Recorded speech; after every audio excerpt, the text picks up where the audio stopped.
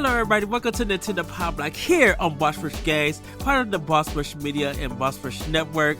I'm your host, the Enlightened Excited Eddie V. Joining me is the one, the only Bossman himself, Mr. Corey Derrick. Hello, good sir. Hello, Ed. I've prepped myself for a long show. I've packed away the food for hibernation for the winter, and I'm ready to do the thing. Can you believe this is our final episode for the year? Yeah, this is our final official Power Block episode of the year. I'm sure Ed and I will put out some extra stuff over the break just so people have stuff to listen to, right? But this is the last official Nintendo Power Block recording of the year. It's going to be a monster episode. Pretty excited diving into the Game Awards, and we have a bunch of listener questions, and it's almost like we should just save the listener questions for another episode.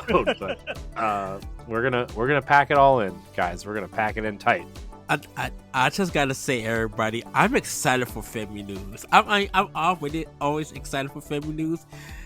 But dude, the news that has been dropping, like the stuff that dropped last week, and this the big news that kind of dropped today.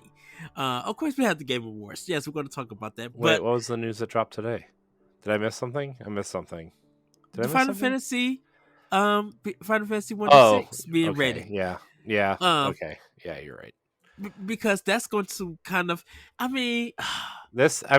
the news that has dropped the last couple days that are like rumors or whatever. Yeah. Totally pointing to a direct. I was just about to say that, but it's pointing to a direct.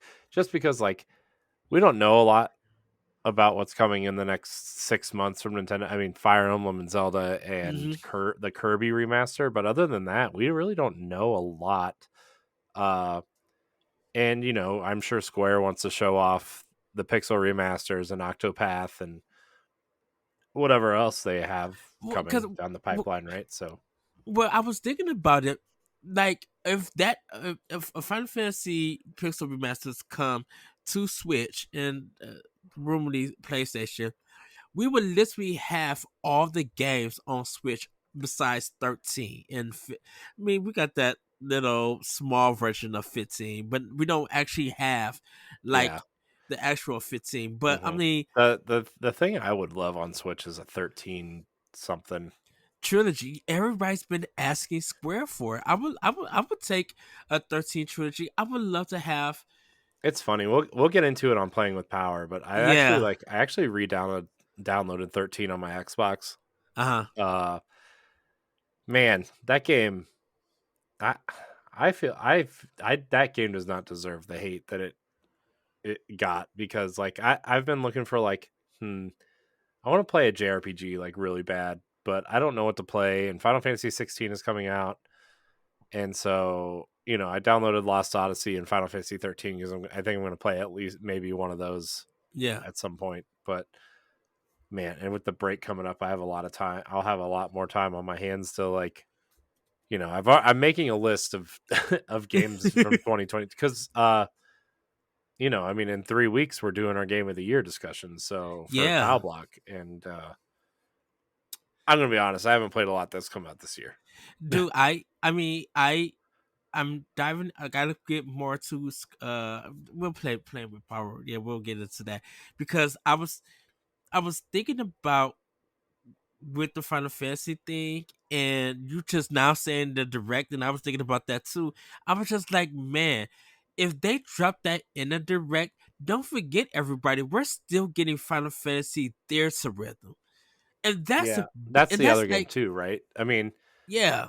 There's got to be a direct coming, right? Because they want to show those three games, and there's a rumor that there's another Kingdom Hearts spinoff somewhere in the works.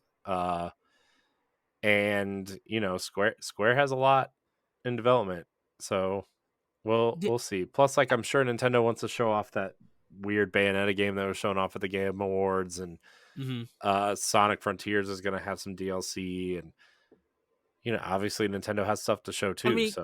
Literally the big game now is going to be not Final Fantasy. Dang it, Fire Emblem Engage. Like Mhm. they've been going, like they heavily been going on that game marketing wise, like with carrots and stuff. But I think they're gonna do a direct on it, do it like for a full breakdown, or we're getting a 45-minute or Mhm. a season direct. I was Did even you thinking see about that? a third party one. Did you see Okay. that the Fire Emblem Engage expansion pass, the first wave launches on day one? Oh no, I didn't. Yeah, and I it's the three houses characters. oh oh yeah, yeah, dude. I just seen the collector's edition from Walmart, like Hmm. the pre-orders, and I was just like, I might not care for the book or anything else, but I want that cover. That cover and that artwork, dude. I'm like, ooh, this is sick. Like I literally want a poster of it. Yeah. Um, yeah, I mean there's a lot of news. There's just a lot to get to. Okay. Let's because we're gonna be talking about a lot of things. So just a quick Good. rundown, real quick. Let's We have a couple of news stories to talk about that we really want to get to, but also mhm. like we're talking about the Nintendo winners at the Game Awards, like the Nintendo games that won, and then we're gonna talk about all the major announcements there because I think a lot of people Yes. care about all the major announcements. So, Yes. Um and then we have like 8 or 9 listener questions. So, well, Corey, you want to get into some housekeeping before we talk about quickly our weekends and stuff yeah, in our Patreon channels? I had to take a quick swig of this delicious drink that does Monster. nothing for me except taste delicious. But hold on, I'm gonna take another swig because it's about to get windy. Uh, let's see, because All right. Monsters Apex and Monster Okay. Duels Okay. Call of Okay. Duty. No, before Okay. you get into all that, Okay. I'm sorry. this is Nintendo Power Block, the Nintendo podcast for Boss Rush Media and the Boss Rush Network, where each and every week we come together and talk about the week that was in the world of Nintendo, including news, rumors, new releases, and more. You can catch a new episode every Wednesday morning on YouTube and podcast services.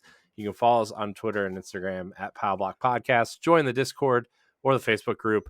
Uh, by the way, Discord is the main place we're going to be taking questions. Obviously, Twitter as well, but really encouraging everybody to join the Boss Rush Network Discord. Just look for the links in the Twitter feeds of Boss Rush Network and all the other podcasts. Uh, and check out our bonus content and expansion pass, direct recap shows, talk the walk, 1v1 interviews, upcoming let's plays, and more. You can always reach us at the email address nintendopowblock@gmail.com. Uh, so one other side note for housekeeping, we are no longer doing live shows, just to account for a scheduling, B, make the quality of the shows, the audio and video quality of the shows better, and C, just to kind of incorporate guest schedules as well, because we want to have more guests on next year, and it's kind of hard when you're on. We have to record on this night at this time, and if you're not available, you can't be on the show, right? And so that's been kind of difficult to schedule guests, and we've people have been pretty accommodating of that schedule this past year, but I still want to like be a little bit flexible, right? Like we now have a range of like Saturday, Sunday, Monday, Tuesday to record the show now instead of Monday night at 8:30, right? So excuse me. But yeah, that's kind of it for housekeeping. We're going to be doing live stuff in the future though, so stay tuned for that. But our podcasts and stuff, just you know, to handle the quality and other things, we're just gonna leave the live shows. We're gonna put them to bed for now. They might return in the future if we can figure out how to have the quality and the a decent live show. But until then, um, yeah. What are you doing there, Ed? Looks like Oh, he's gonna sneeze. no, I was muting my mic because I was about to burp. uh, I but Corey, saw it. we got some Patreon shout outs to do, so let's shout them out. I know. I was getting there.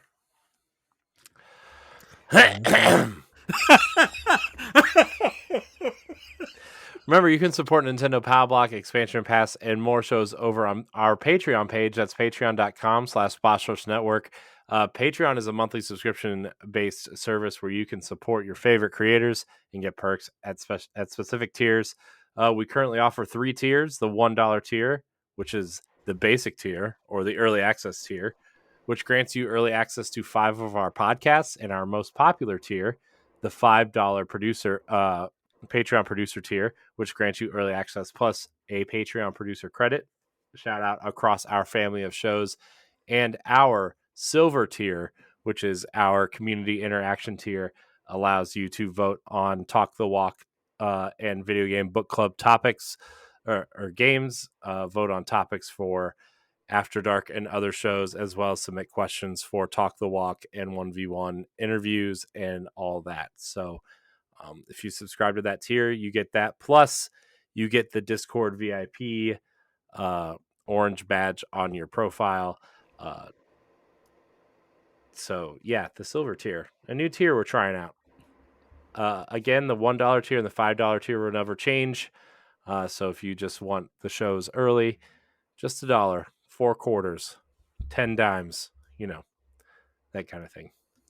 2 loaves of bread and a sheep's milk. I don't know. I don't know what any of that means. I'm trying to keep the hype up, and now I just, Anyways, our Patreon producers for this episode of Nintendo Power Block are Adriel Munger, Austin Campbell, Celeste Roberts, Christian Skipper, my wife, Sana Dierig, Francisco Santillan, and Rebecca Jewell. I want to thank all of our Patreon producers. I want to thank all of our patrons, and I want to thank all of our free listeners. Remember, all of our content remains free. We just provide you with a few perks if you support us. If you are listening on audio feeds, please leave us a 5-star rating or a review on Apple Podcasts or Spotify. If you're watching the YouTube video, please like the video, subscribe to the channel, leave a comment, leave a question in the comments, all that stuff. Hit the bell so you know when all of our videos go live. And yeah, so also, since this is the last kind of main episode of the year, we launched this Patreon back in January, and it's been an interesting kind of experiment for us. And for those of you who have been subscribed with us either for a month or the whole time or somewhere in between, really, really appreciate you guys taking this journey with us. It's been super fun, and I'm excited for all the stuff we kind of have planned in the next year. It's going to be fun. It's going to be 2023 is going to be a big year for us, at least internally, I think. So, yeah, I'm very excited. What about you, Ed? Truly, thank you all for your support, for the love. It's just like watching the shows, giving your feedback when we asked for it, and like really just helping the show become better. So I truly, from the bottom of my heart, from pretty much a lot of us at Boss Rush, like really thank you guys for your support. Me and Corey's been doing this for 7 years, dude, in county, or 6 or 7 years in county. So to have the support, really means a lot to us. Yeah. Let me tell you, Ed, when the very first episode of Nintendo Power Block, I used to have it memorized, but now I don't because I'm terrible at this. But let's see. Excuse me. This cough. Should probably mute when I have to cough. That'd be neat. It'd be really swell of me. It's that time of the year. Yeah, it's not even that. It's just like, it's just gross. No, I hear you. Let's see. Let's go all the way to the end. Actually, it'd be nope. Yep. It'd be easier just to do this. Yay. Man, Ed, we've done a lot of episodes. I've been building the Boss Rush Media business website. Yeah. let's see. Our first episode, Ed, was June 21st, 2016 Wow. was our first episode of this thing. A little bit later than I thought. I thought it was 2015, but guess not. I It was think you, me. It because was we you, me, was and Adrian. yeah, because we was talking about Breath of the Wild. I think it was Hmm. E3 and Yeah, it was like everything. right after E3. Um, and then the very first attempt at Pal Block was on March 30th of 2016. So Ah. that's when it was a YouTube short, Ed. A long-lived 5-episode YouTube short. Well, yes. Oh man, the DNA days. I remember the DNA days. You had DNA, I had Optional Opinion, and the Nominee Radio Hmm. Network. And Facebook was our platform of choice. We still enjoyed uh IGM podcasts and stuff. yeah, Like that was a long time, man. and I guess I could say I still listen to IGN podcasts. I listen to Nintendo Voice Chat, uh, Podcast Beyond, and the Xbox One. Um, I only listen to Game Scoop at this point. Game Scoop is good too. I haven't listened to it in a while. I don't know if they've been recording lately, or I may have been missing it and stuff. But um, Yeah. Anyways, enough about memory lane, yes, Ed. um, I know I normally ask how our weekend was. Mine was just work. It was But I great. I I got a PlayStation 5 this weekend, Ed. That was my weekend. yes. uh, um yeah. So that was my weekend. yes, I sadly had to work. But I did finish a game. I'm gonna talk about it and play with power. Um, and yeah, I'm just looking forward to the next time I can have off on the weekend. But that will probably won't be happening for a while. So, uh, but yeah. But Corey, let's get into Snacktendo. Oh, Snacktendo, yes. Yes, I'll quickly go everybody because my snack was just like I had uh uh I had two Domino's pizzas. I had a Supreme because Two I Domino's pizzas. yeah reason being because I couldn't leave work during because of the weekend for a reason, so I bought food for my team at work. Mm. So I brought some the tomato and basil chicken from one of my team members, and I had a Supreme pizza. And then on another day I did pepperoni and sausage for pizza uh, for the team and everything. So I didn't really, I just really kept it a little bit low key and everything. Just it wasn't nothing new due to the fact that of the circumstances that happened at work this weekend. So pretty much that's all I really snacked on. I didn't really have any kind of new snacks or anything. Um, I did try though. It's called Herdes Queso con Salsa. It's a like nacho flavor cream dip. Uh, and I've been eating it with Tostitos and stuff. But that's kind of like the snack that I had. Haven't even had any Christmas snacks or anything. Like there was nothing even that's there. We have some Dunkin' Donuts kind of Christmas thing, but I haven't like reached out and got it and stuff. I did try though, everybody. I'm sorry, because I brought my coffee to work. I did try the cinnamon bun coffee, and it's not bad. I don't drink coffee black. I normally do cream and sugar, but I mixed it in with some Delight coffee creamer. It's the caramel, like this caramel flavor that I put in, and it's really good that way.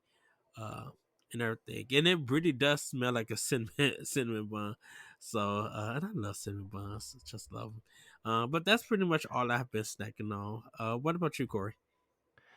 Well, this was kind of a a big week of food because uh so this week was our holiday party at work for Christmas and stuff, Hmm. and we had people in from out of town that were that work with us but never get to like really work with because they don't live here. And so we had on Tuesday we had they bought us lunch every day. Oh wow. So on Tuesday we had Chipotle. On Wednesday we had Aladdin's, which is like a Mediterranean like style place, right?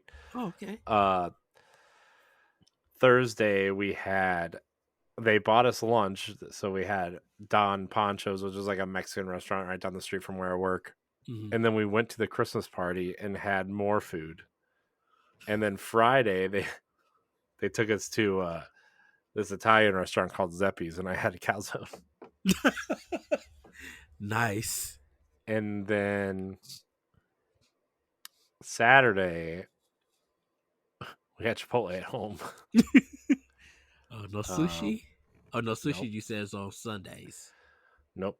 Well, yesterday Sunday, uh, I made homemade hamburgers and grilled up some onions and Mm. just made some homemade hamburgers. And I gotta tell you, I know a lot of people don't care for the Wahlbergs, but that Wahlburger sauce that they put on their hamburgers, they sell it at Aldi, Hmm. and that stuff is the best sauce ever.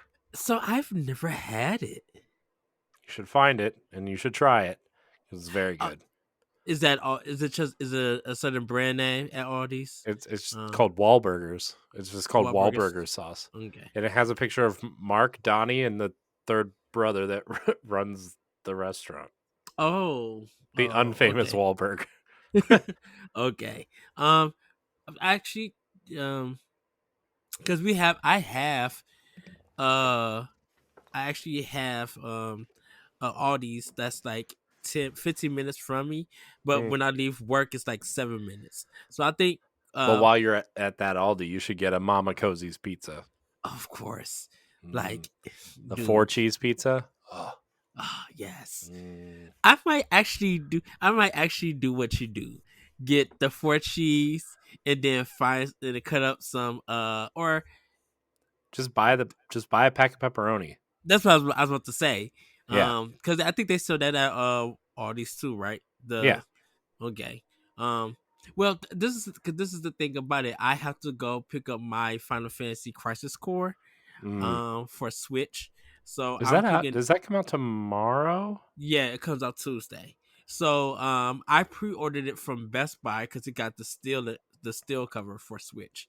So Right. that's the one I'm getting. Uh, I have to hit past Aldi's.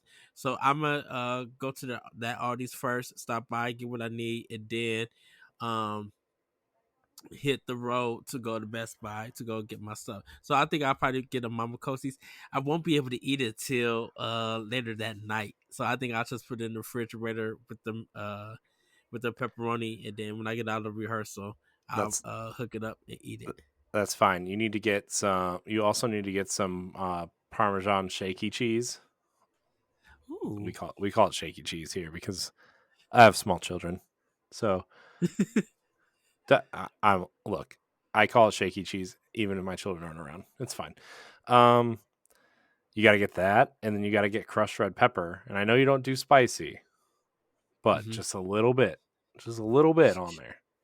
Oh, and then cover it in the shaky cheese. Oh, it's so good. It's so And good. Oh, now I want so one. so is that after you bake it? I know with the Mm-hmm. pepperoni you did you bake the pepperoni with the pizza Oh or yeah, yeah, yeah, okay, yeah, yeah, yeah. and then you Yeah. just do the seasoning stuff after. Mm-hmm. Okay. Mm-hmm. I will do that. If not, well, if I will do that, make sure you text me to be like, Ed, don't forget this is stuff that you need, and Yeah. I'll get some Wahlburger stuff. I probably won't try the Wahlburger sauce until Thursday. I might just buy like a basic hamburger and like try like a Wendy's hamburger or something Yeah. I mean, and try that. it's good on a lot of things, but you know, it's it was good, man, with the caramelized onions. Ugh. Mm. Ah, I love caramelized onions. Normally, when I get a burger in Chicago, they have them on there, and just oh man, they cover the burger with it, and it's that something about that seasoning or the oil, that grease gets it to that burger, that bun. Mhm. Ooh, that's some Well, anointings right there. I always I always we always try to get the like the lean meat that doesn't Hmm. have any fat really on it, and then you toast the buns, so the buns are kind of not like crunchy, but they've got a little crunch to them, right? And then the meat Yes. doesn't make the bun soggy. That's how you do it.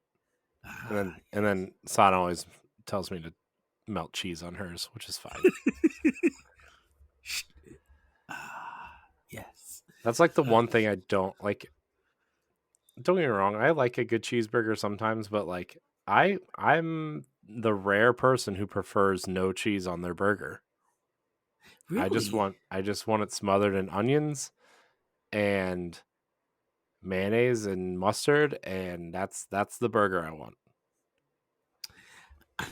I think because of, I feel like cheese gives a burger flavor.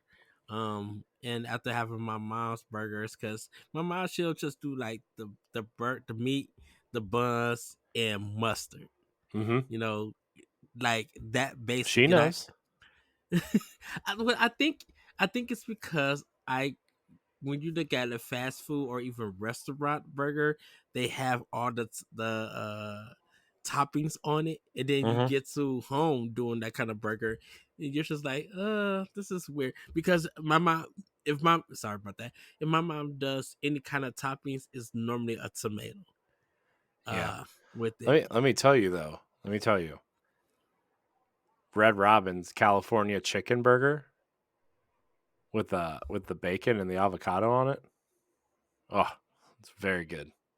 Oh yes, that is good. Oh man, Um, Red Robin, man.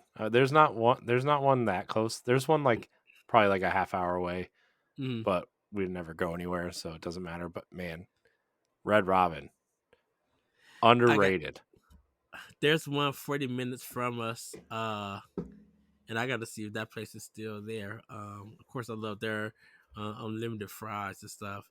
I normally get like their Hawaiian kind of burger stuff, because that's just me. I like the sweet burgers. But yeah, Red Robin's is the low key good place. Something about them is good to hang out with company and stuff. Hmm. So, Underrated. well, Delicious. well, Corey, I think it's time for playing with power. Yeah. And uh, who wants to go first? Should I go first, or do you want to go You go first? first. Because I Okay. have a lot, which Okay. is ironic on the week that we have a ton of news to talk about, but that's fine. Okay. I've been playing Vampire Survivors on Series X, having fun with that. I finally did try the Callisto Protocol. Um, I died once, but I need to, and then I stopped because I'm working on Narco for our latest Talk the Walk episode that's coming soon. So I'm gonna be just, there's some stuff I gotta do, and I'll finish up that game, and I'll be done with it. Um, I really haven't been playing the Switch yet. I did buy that JRPG Chain Echoes. I think that's the name of Is it. it good? I haven't started it yet. Okay, because I like that's downloaded it. so. I it's on my wish list. I just it looks so cool. It looks kind of like Crosscode and like Sea of Stars, like kind of that vein of Yes. JRPG. And it's like I want to play it really bad. It looks like so cool, but I just there's like a thousand other things that I want Mm-hmm. slash need slash already bought that I haven't touched. So I've been wishlisting a lot of things on Switch lately, and all the consoles across the board actually. But you know, it's So Yeah. I mean, a year without a lot of games. There sure are a lot of games out there. Shoot, on Switch it is. I can't say I can't be like, well, there wasn't a lot. I'm like, shoot, you haven't been on the eShop or you haven't been at the stores. But I Yeah, feel like there's a lot on Switch. Um, man. Every time I open up like my Switch or game Xbox Game Pass or mm, now like the PlayStation, because I went up to the extra tier. I still don't think the premium tier is like worth doing yet. yeah. Until they figure out this PlayStation 3 situation, that whole tier is just not interesting to me. Especially because all the good PS2 games are the PS3 versions, which are streaming only. you know, Oh yeah. like all the Ratchet and Clank games, all the Sly Cooper games that got that HD trilogy, the God of War games, they're all the PS3 versions and they're only streaming. So until they get that all figured out, but even the extra tier, like, oh my gosh, dude, there's so much there. I I mean, I haven't had a PlayStation in like 2.5 years, so it's like, Hmm. I haven't really been. I've been paying attention to PlayStation, but not that close, right? And I look at that extra tier and like it's almost like that tier alone is almost as good, or maybe dare I say better than Game Pass in some aspects. Not all aspects, but some Mm. aspects. Like, oh my gosh, there's so many games on that extra tier. But we'll talk about my PlayStation experience in a little bit because Yeah. That man, that is kind of. I kind of want to save that one for an expansion pass because, um, over the weekend, dude, while you got your PlayStation 5, people were canceling their PlayStation um subscriptions. A lot of people feel very done with Sony on the way that they've been acting. I was just like, wow. yeah. But Well, I mean, they're yeah. expansion pass though, that's Well, I mean, if we do a bonus episode next week, maybe we'll do like a state of the Xbox and PlayStation hmm style episode for people. It'll be like a bonus, a mini block, if you will, yes, mini block. old school. Uh, I miss saying that. But I finished God of War Ragnarok on PlayStation 4. I'm not doing the review. I think LeBron's supposed to do it. But if there is one that needs to be done, I could write one from Boss Rush. Um, Yeah, let's oof. talk about God of War a little bit because I'm about 5 hours in. I'm in the Dwarven area. Hmm. I forget what the realm is called, but like I'm doing some of the extra stuff. Like I just freed this spoilers, I guess, this giant whale thing it's like one of the side quests, and now I'm like eliminating, or I'm trying to like Was that take like in out. the desert? It was in like a, I don't know, there's a lot of geysers and a lot of boat riding. it's Oh, yes, I know where you at. Yeah, you're in the I'm first searching land. for Tyr right now, which is the main path that I'm on right now, but Okay. I'm doing a lot of the side stuff for the dwarves.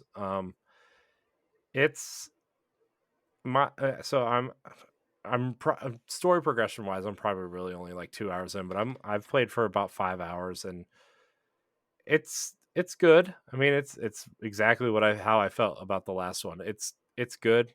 It's it. It's There's something about it that just is not clicking with me, and I thought maybe like, okay, well, I'm in a different place now. Maybe because when I played the first game was such a, mhm. because I played the first half of the game before my daughter was born, and then I played the second half after she was born, and there was like a big gap of time where I Yeah. didn't play it at all. Uh, and so like that whole experience was kind of like awkward. Kind of, maybe I shouldn't judge this game because I had such an awkward experience with it, but like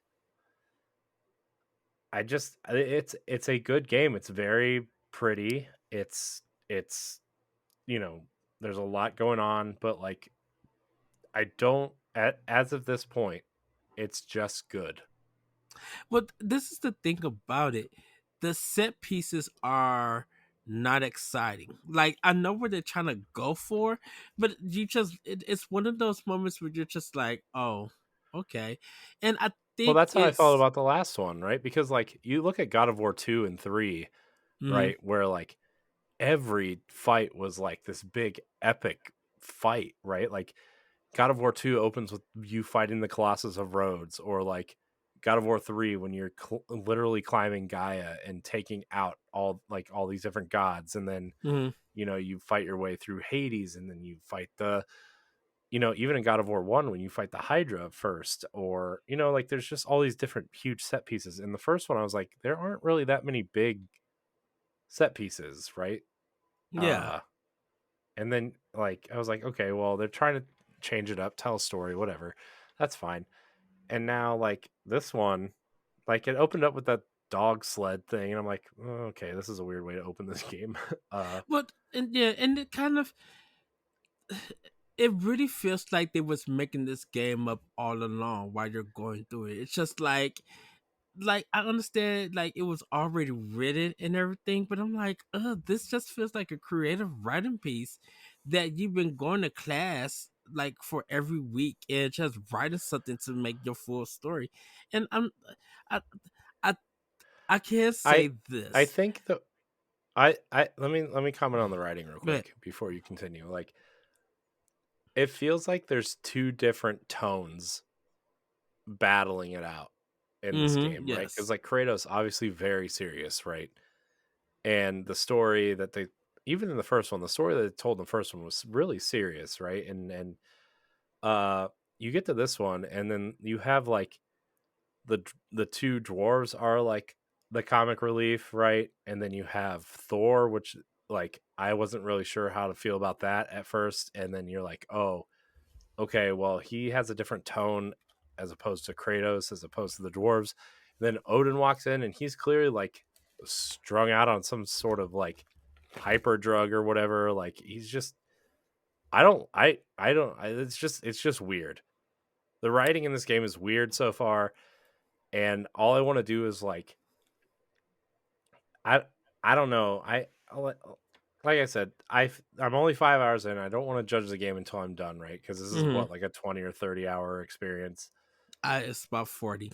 Oh, gross. Okay. But like I from what I've played so far, it feels very like two different types of writing styles are butting heads, and Mm-hmm. I don't know how to feel yet.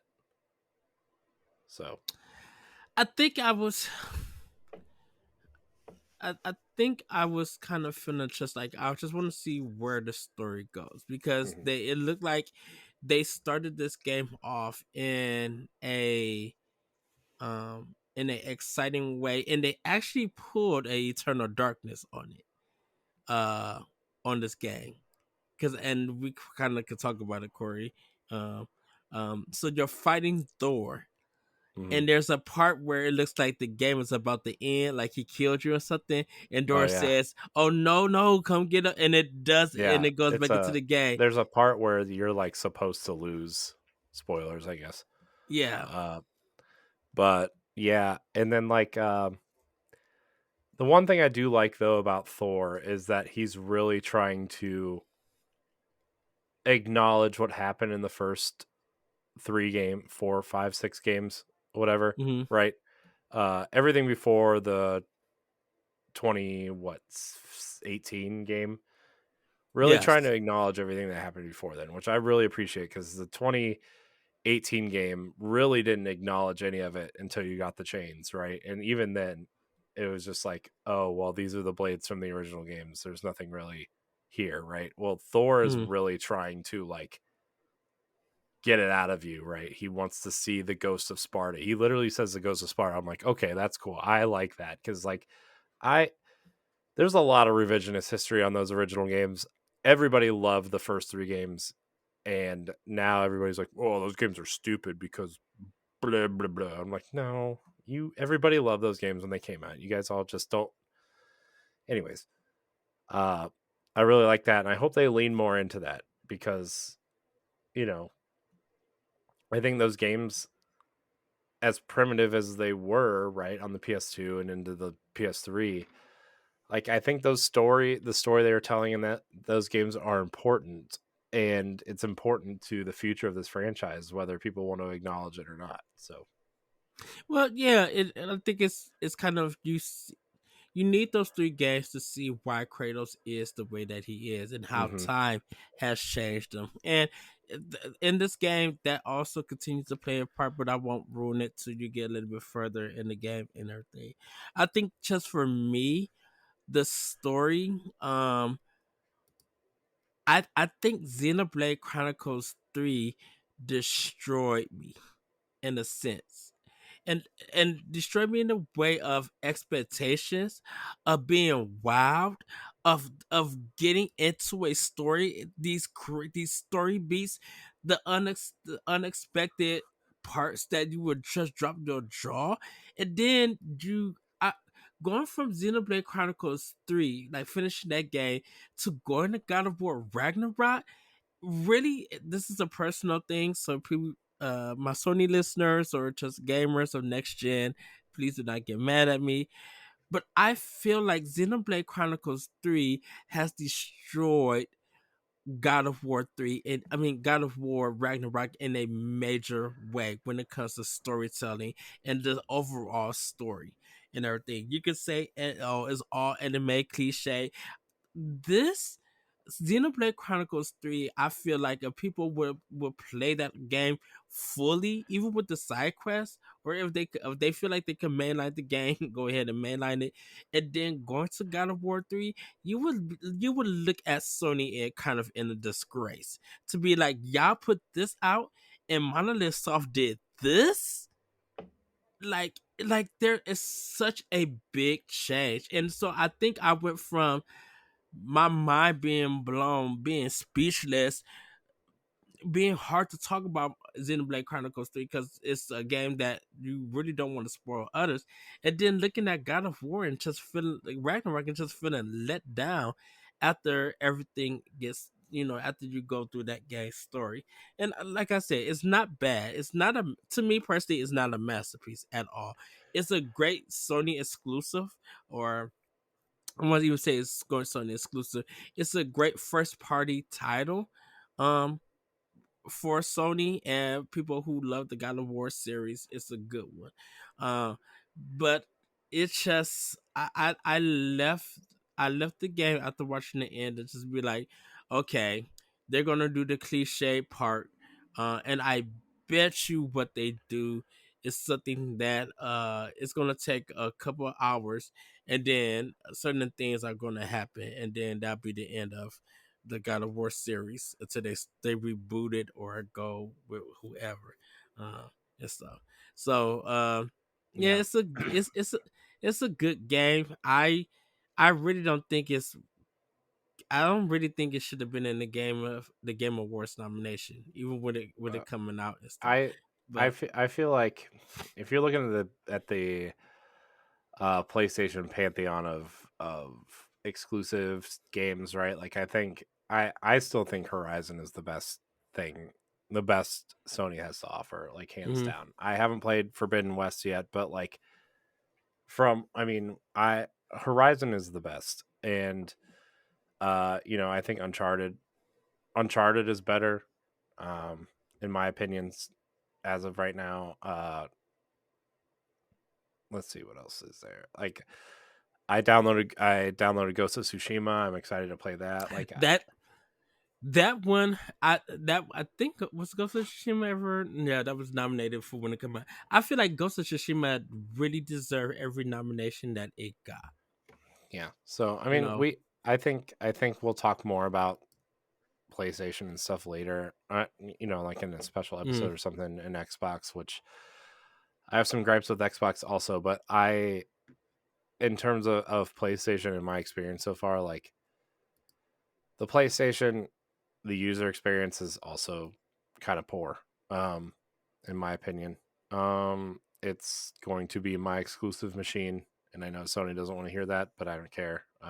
It, hmm my platform of choice is still going to be Xbox, but like, there's just too many, you know, there's too many top tier exclusives to ignore to not have one, especially when we're Yes. doing this, right? Yes. Um, but I am looking for the two games I'm looking forward to playing the most are Horizon Forbidden West and Death Stranding of all games. When you start Death Stranding, I'll start it too because I have it for PS4. Uh, and I think Okay. that's a game that me and you probably could talk about playing Well, together. I got the director's cut for PS5. Hmm, that's fine. I don't know if it does anything different or if it affects anything, but I think it has some extra stuff, but I'm just like just playing the game, just being yeah. able to talk it. I And do have I a bought it. I bought it before the Death Stranding 2 reveal trailer, which, by real. the way, we'll talk about it later. But man, that trailer was. Say what you want about Kojima's games. I'm not the biggest fan of a lot of them. I haven't played most of them, to be honest. But that dude knows how to make a trailer to get you hyped. Yeah, we'll talk about it later. I do have a show to tell everybody real quick, and then I'll turn it over to you, Corey. My River City Girls Zero Ooh, has finally came in from nice, limited run. Um, nice, I I literally just got it today. nice. Before after I got off for work. So there is I knew that it was coming.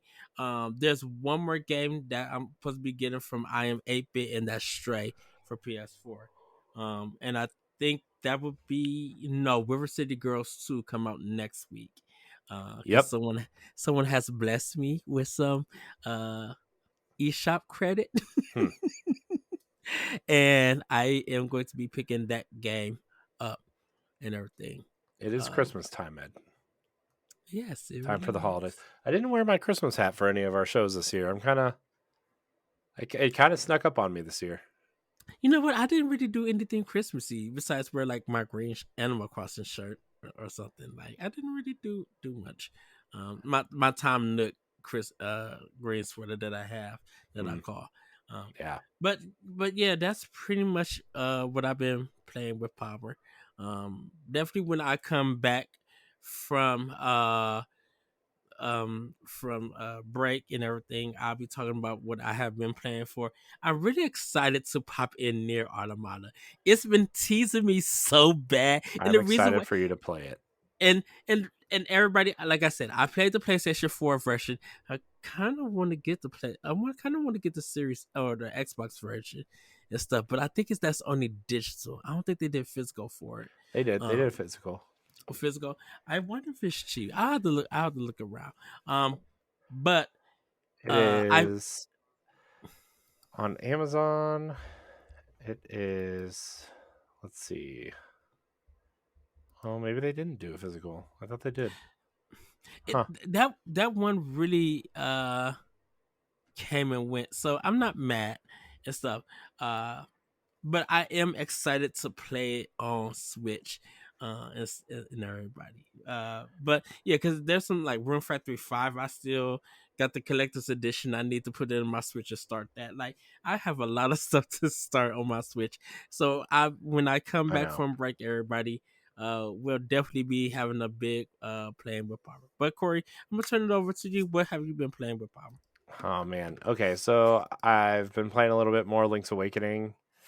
I'm going to try to finish it. Hopefully, I'll be done with it by the end of the week. Yes. Nothing really else to say about that. Near Automata, I'm still playing. Also, very very good. Been hooked on that Tetris train again. Playing a lot of Tetris Effect. Just playing Tetris. Listening to the tunes.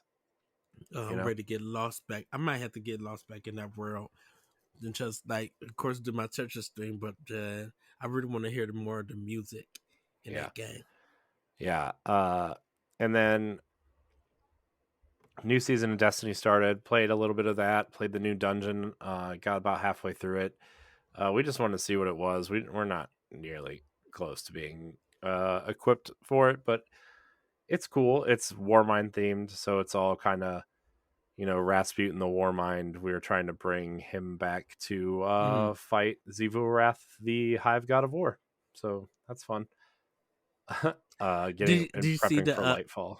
So Did you see the latest trailer for oh the yeah, Game Awards? I dude, had to text you. that track in that trailer was so hype. I do. Okay. The track in that trailer, man, was so good. Oh, dude, that trailer was really good, and I was just like, I can't really say anything. It's such a banger, and I was just like, we and Corey had just talked about Bungie doing some of the best trailers and everything, and I mean, they continue to surprise me with their work, and so yeah. Yeah, Destiny trailers are always really good. So I've been playing that. I've actually played I've played a little bit of a lot. Um, so obviously God of War has been the big one this weekend. I played a lot of that. We kind of already talked about it, and I haven't really done a lot more on my PlayStation. I've just been trying to play through God of War, and because here's the thing, I want to play God of War, but I also want to play Horizon. But I know if I play Horizon, I will never go back to God of War. So I have to play God of War first. You bought what Forbidden West, right? No, I didn't. My thing was I was going to get that bundle, but they were sold out of that bundle, so I got the God of War bundle instead. Okay. So I did not get Forbidden West. And But you're so replaying the first one. I'm not replaying the first one. Oh. I might re-download the first one though, to see how it runs and looks, because I did get a PS5 patch. But also I never finished as much as I love that game, I never finished the Frozen Wilds. So Oh, I finished it. Yeah. yeah, I mean I know it's not that long, but um, so yeah, it's funny because like I actually really like the digital version of the PS5. It looks so much nicer. I know, like, no, I'm never gonna own a disc again, but I'm like, Mm. that's fine. You know how I am with Oh, digital that's on the version. Xbox and PlayStation. Oh, that's the version you got was digital. Yeah, I don't Nice. I don't care about physical editions unless it's on Switch, right? So, Mm. um, yeah, so that's kind of it. Oh, you know what I did download on my PlayStation? N plus plus, and guess Yes. what? It has the right button combinations. Oh, it does. Well, you know how on Switch the A button is jump, and but like Yeah. the A button is on the right side of the controller and not on the bottom, so like kind of sucks. The game doesn't suck. It's just the combination of buttons. It's just kind But of like not great. ooh, So excuse I did me. play a little bit of that. Let me tell you, man, that game is a gem. And I know on Switch, all I have to do is like go through the menu and swap the buttons and set it as a preset, and then just use that preset when I play that game. But I don't want to do all that. It's a lot of work. I mean, if I really want to play, I've just been in the mood to play Infamous 2. That's what I want to play so bad. Yeah, Infamous is on the PlayStation Plus collection. So, man. But yeah, what was I playing on Xbox the other day? Oh, Assassin's Creed. I've been playing some Assassin's Creed Odyssey as I, well.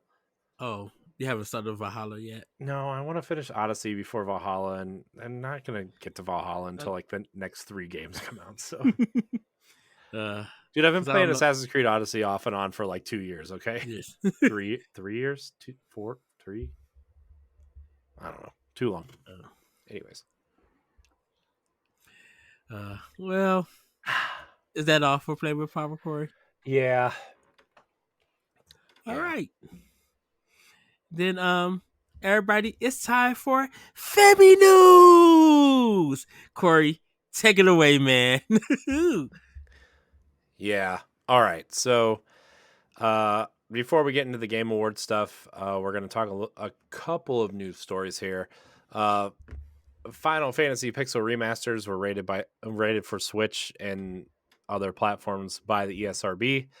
I'm going to read the article from our very own BossRush.net Blocks Gaming Reviews, so you can check this article out on the website. While not confirmed, the games being updated on the ESRB website highly suggests that an official announcement is imminent. The listings are very likely for the Pixel remaster versions of these games, which first released on mobile devices in 2021. They later came to PC, starting with 6 arriving in January of this year. Fans have been waiting eagerly for these classic titles to be ported to consoles, with the Nintendo Switch in particular a heavy favorite due to its portability. The Final Fantasy Pixel Remaster Collection updates the first 6 games with cleaner graphics, more polished English translations, more streamlined gameplay, and more cohesion between the 6 titles compared to when they originally released. There has been some minor backlash at the remasters, however, as they have omitted many of the extras for the games that came out with other ports, such as the After Year sequel to Final Fantasy IV.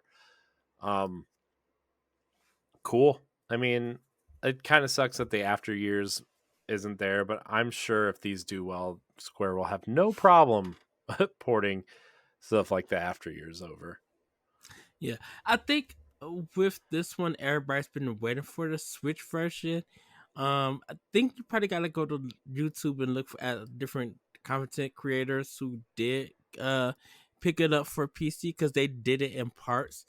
But like no one talked about this when it came out, and I think it was because of people being mad that the mobiles and PC was getting it and not consoles.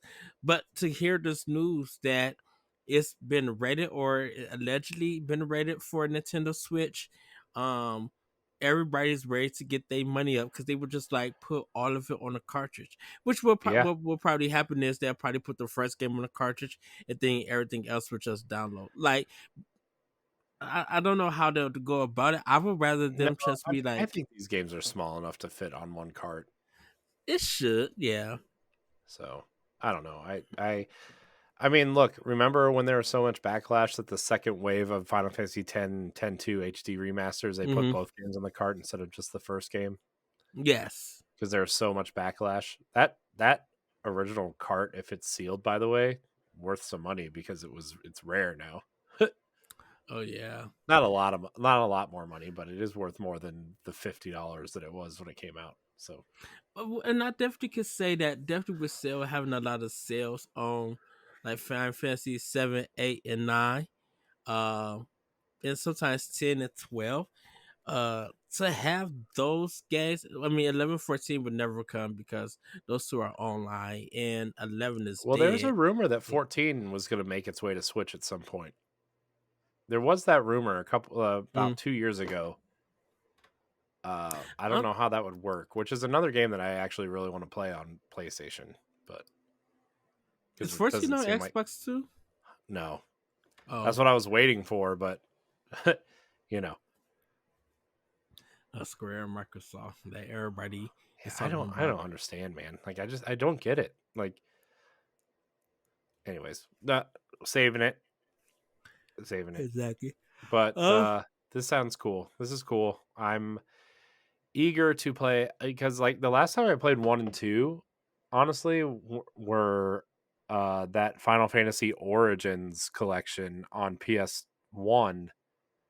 I played it on my PS2 and Final Fantasy 1 is actually a really interesting game. That game is really something.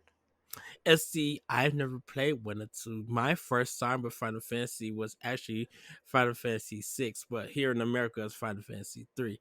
That Yeah. was the first time I played it. Yeah. And so Well, I would my first Final Fantasy was 9, so oh, you know. which is so good. It's still a classic to me. Yeah. Um Well, what I did, I played 9 and then I played 8 and then I played 10 and then I went back to mm, 7 and thought 7 was bad. So, you know. oh, I know that let's see, like 17 to 12 are the ones that I beat. I Ah, haven't beaten 12 8. too, man. 12 is so good. 12 12. is 10 and 12 are really good. 9 is really good. Like yes. there's something to like about all of the games. I really feel like people that hate on certain games just sure, whatever, but I think there's something to like about all the games personally. Well, I like 12 for the gameplay and for some of the Mhm. characters. Like 10 I like mostly because of Yorin or Orin. Like he is just such a great character. And then 9 reminds me of the classic uh Final Fantasies, and it's just I think it's that's the game that I love to listen to music or podcasts. Like while I'm grinding and stuff. But I'm like, it's fun and witty, but still have some seriousness, like like some seriousness to it and stuff.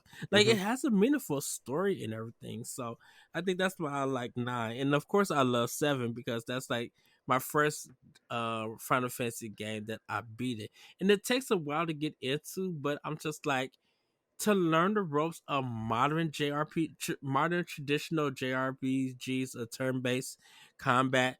That one is a good one to start with, and Yeah. everything. Um, and the Final Fantasy remake, Final Fantasy 7 remake is so good. It's long because of the pacing things, but it's a beautiful game, and it really is fun once you Another take time with it. another game that's part of the extra tier. The whole package is part of that extra tier, so I didn't even have to Uh, pay for it. Which is nice. another game I want to play too, right? Because like I've been known to, let's say, not be too favorable of Final Fantasy VII over the years that we've done this Hmm. show. Uh, but I think the remake looks awesome, and I'm like, I really want to give it its shake because it just looks great. So, Yeah, and although I I'm like sure I us. won't get as much out of it as people who played the original all the way through, right? But Hmm. I don't know. Well, yeah. So I think that's cool. Um, I would pay $50 or $60 for this for a physical. I will say that, Yeah, I but bet we'll it'll see. be. I bet it's 50. Man, it's a chance that Square has been killing in the JRPG field and everything. Definitely with some of their smaller games like Harvestella and Valkyrie Elysium and all of that stuff. Elysium Squaresoft, Yeah. Square Enix. Okay, and Star. I actually want to get to Star Ocean. I got that last one that came out. Everybody said it's good, but I just got to get to it. It's a game that people miss. But like, Hmm. man, they're going hard next year. Octopath 2, Final Fantasy, there's Crystal, Final Fantasy 16. Like, they're going Forspoken, for Spoken, Final Fantasy 7 Part 2. What is it? Rebirthed, Re something? Rebirthed. Yeah. Yeah. Like Square is going in big next year, and stuff. Um, Plus that Dragon Quest 3 HD re HD whatever, right? yes. Like that's supposedly coming, and the Dragon Quest Drag- 12, right, is yeah. somewhere down the line. Probably not next year, but maybe the year after. Yes. So, Square is. I think Square has a chance to have a really big year and everything. Yeah. So, I mean, I'm I excited. told you what, 6 months ago, before, like maybe right before they sold off their Western division, that Hmm. I like the direction that Square seems to be going. Like at least on the eastern side of things, right? Like I think Yeah. they have a clear vision of what they want to do, and they're nailing it. I think they're really nailing it. Uh, when their games truly have that Japanese Eastern feel to it, I feel like their games are really good. I don't really want to say nothing about the one they did with Platinum and stuff, but I think um Yeah, but we did it's get just near out of the out of Platinum and Square, so yeah. But that's a game that once again feel Eastern. It has that Japanese lore to it and stuff. yeah. So uh yeah, I like how Square is going with that and everything. I really feel like they're focused on their East stuff than they did their Western stuff. Even though their Western stuff is really good, it just feels like a lot of people here in America didn't give it a chance. Like Guardians of the Galaxy is really good. That Uh-huh. game is really good, and all three of the modern Tomb Raider games, like Idols Montreal, did a Hitman phenomenal also. job. Hitman, yeah, and I know Embracer got the got Idols and stuff, and we're not going to be getting those games for a while. I'm really But worried I'm about like, some of these studios though. I'm again another probably expansion pass at some point, but like we did that big thing and I feel like it could have gone one of two ways, right? Where like they really embrace having, pardon the pun, having all these studios, right? And having the studios kind of do what they want and kind of Mm-hmm. have like just like an overarching kind of moderate management system above them, right? Or the studios put out a mediocre game, they shut the studio down or fold them into another studio and just collect IP. And it looks like the latter because they've already shut down 3 studios they've acquired, right? Volition got folded into Gearbox. That mobile game or the Square Enix, one of the Square Enix studios they bought, they already closed. Granted, they were a mobile studio, but still. Mm. And there was one other studio that was kind of like a support studio. And now with Dan Buster putting out Dead Island next year, that game's mediocre. I feel like you're gonna see Dan Buster kind of close their doors. Uh, Sorry, I really feel that way, and I feel mm-hmm. like, man, Embracer is someone who's really interesting to watch, but now they're interesting in the negative way as opposed to the let's see what happens I mean, kind of they way. have all of these investors, and they want to make sure that these games, sell well, make money for these investors and stuff. And I think it's just like with Saints Row, with that remake, like it's not a bad game. I had fun with it. It's one of I think we're got into the season where, as much as people think it's average, it's still a fun game. But does that turn profits? Once again, that's an expansion pass for another day. Because I literally agree with you, dude. I think that's expansion pass. We could talk about that after because we got a really big news story. You ready to get into it, Corey? Yeah. Well, there was one other story Oh, that go ahead. it's not on the doc because I kind of just added it just now. But it looks like Microsoft wants to bring Call of Duty to Switch, whenever they Yes. acquire if they acquire Activision Blizzard. Sorry, I'm looking for the news story right now. I had it pulled up and then I got sidetracked.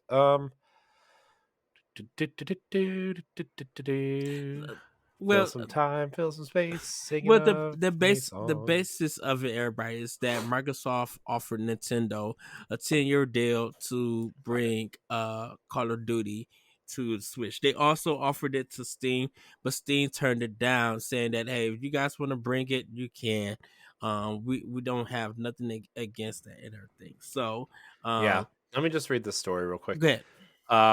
Yeah, like Ed said, Microsoft plans for Call of Duty to come to Switch, uh, and well, it says Nintendo platform, so whatever's next. Also, uh, Microsoft gaming CEO and Xbox Phil Spencer, this is from Nintendo Life, by the way, announced the company has entered a 10-year agreement to bring Activision's Call of Duty series and Nintendo platforms. If you're wondering how exactly it'll work, Phil has now shared some insight in a new interview with the Washington Post.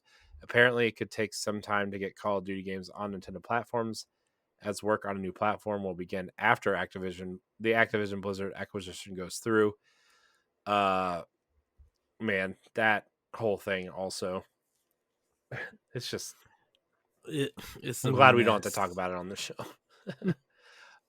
When everything is finalized, the plan is to eventually get to a point where all versions of Call of Duty, including Nintendo, are launched at the same time. Here's a quote from Phil Spencer. It says, "You can imagine if the deal closed on that date, starting to develop work to make that happen would likely take a bit of time. Once we get into the rhythm of this, our plan would be that when a Call of Duty game launches on PlayStation, Xbox, and PC, notice he led with PlayStation, by the way, uh, launches on PlayStation, Xbox, and PC, that it would also be available on Nintendo at the same time. Good on you, Phil Spencer. We talk about it Mm-hmm. all the time on the show.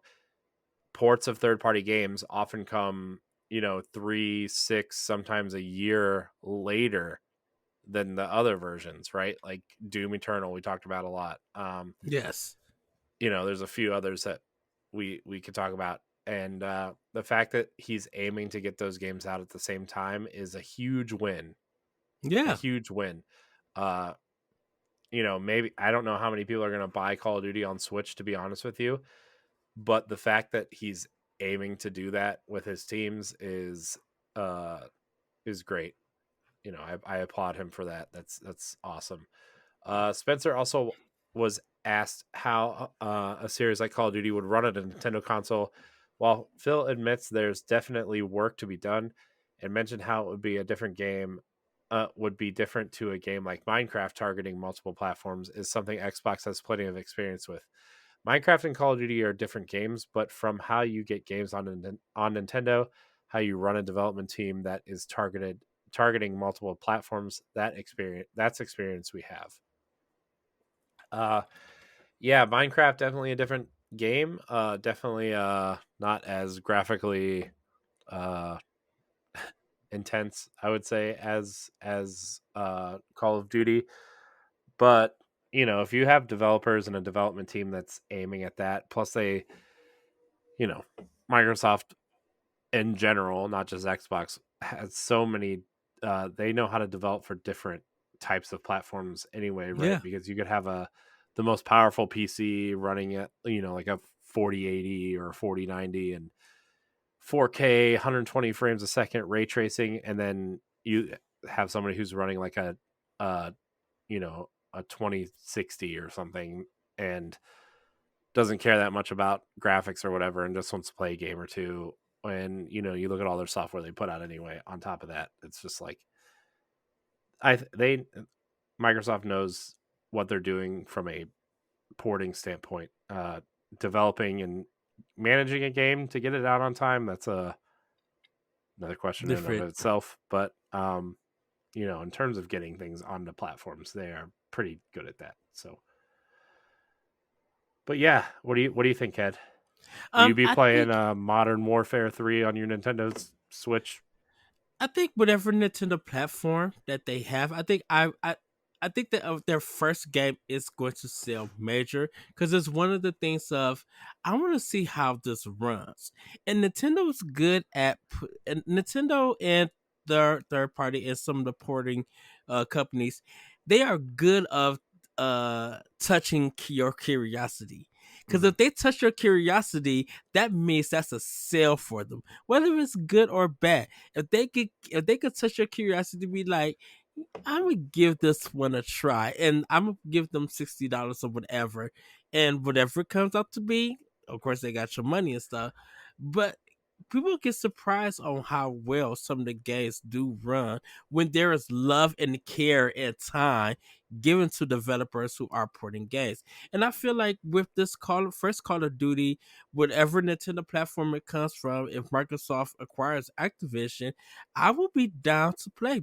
And buy because I feel like Microsoft and Nintendo really have a good relationship. They're still in a good spot.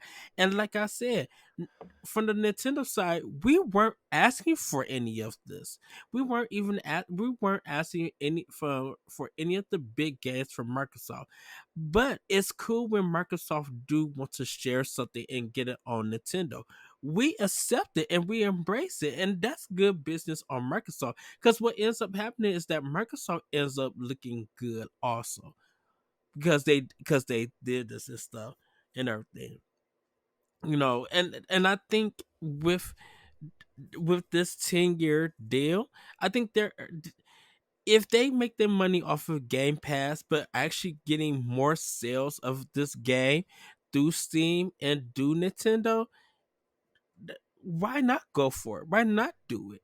You know, why not even try? Because I was talking to this with some people on Twitter, and it was just like, why is Activision not fighting for like Crash or Tony Hawk or any other game from Activision? Why are you fighting so hard for Call of Duty? They're Because so it stuck on makes this Call of Duty thing, right? Where like you look at all the other IP, like Blizzard mhm, alone owns, like Diablo 4 is going to be a huge hit next year. Why aren't you fighting for that?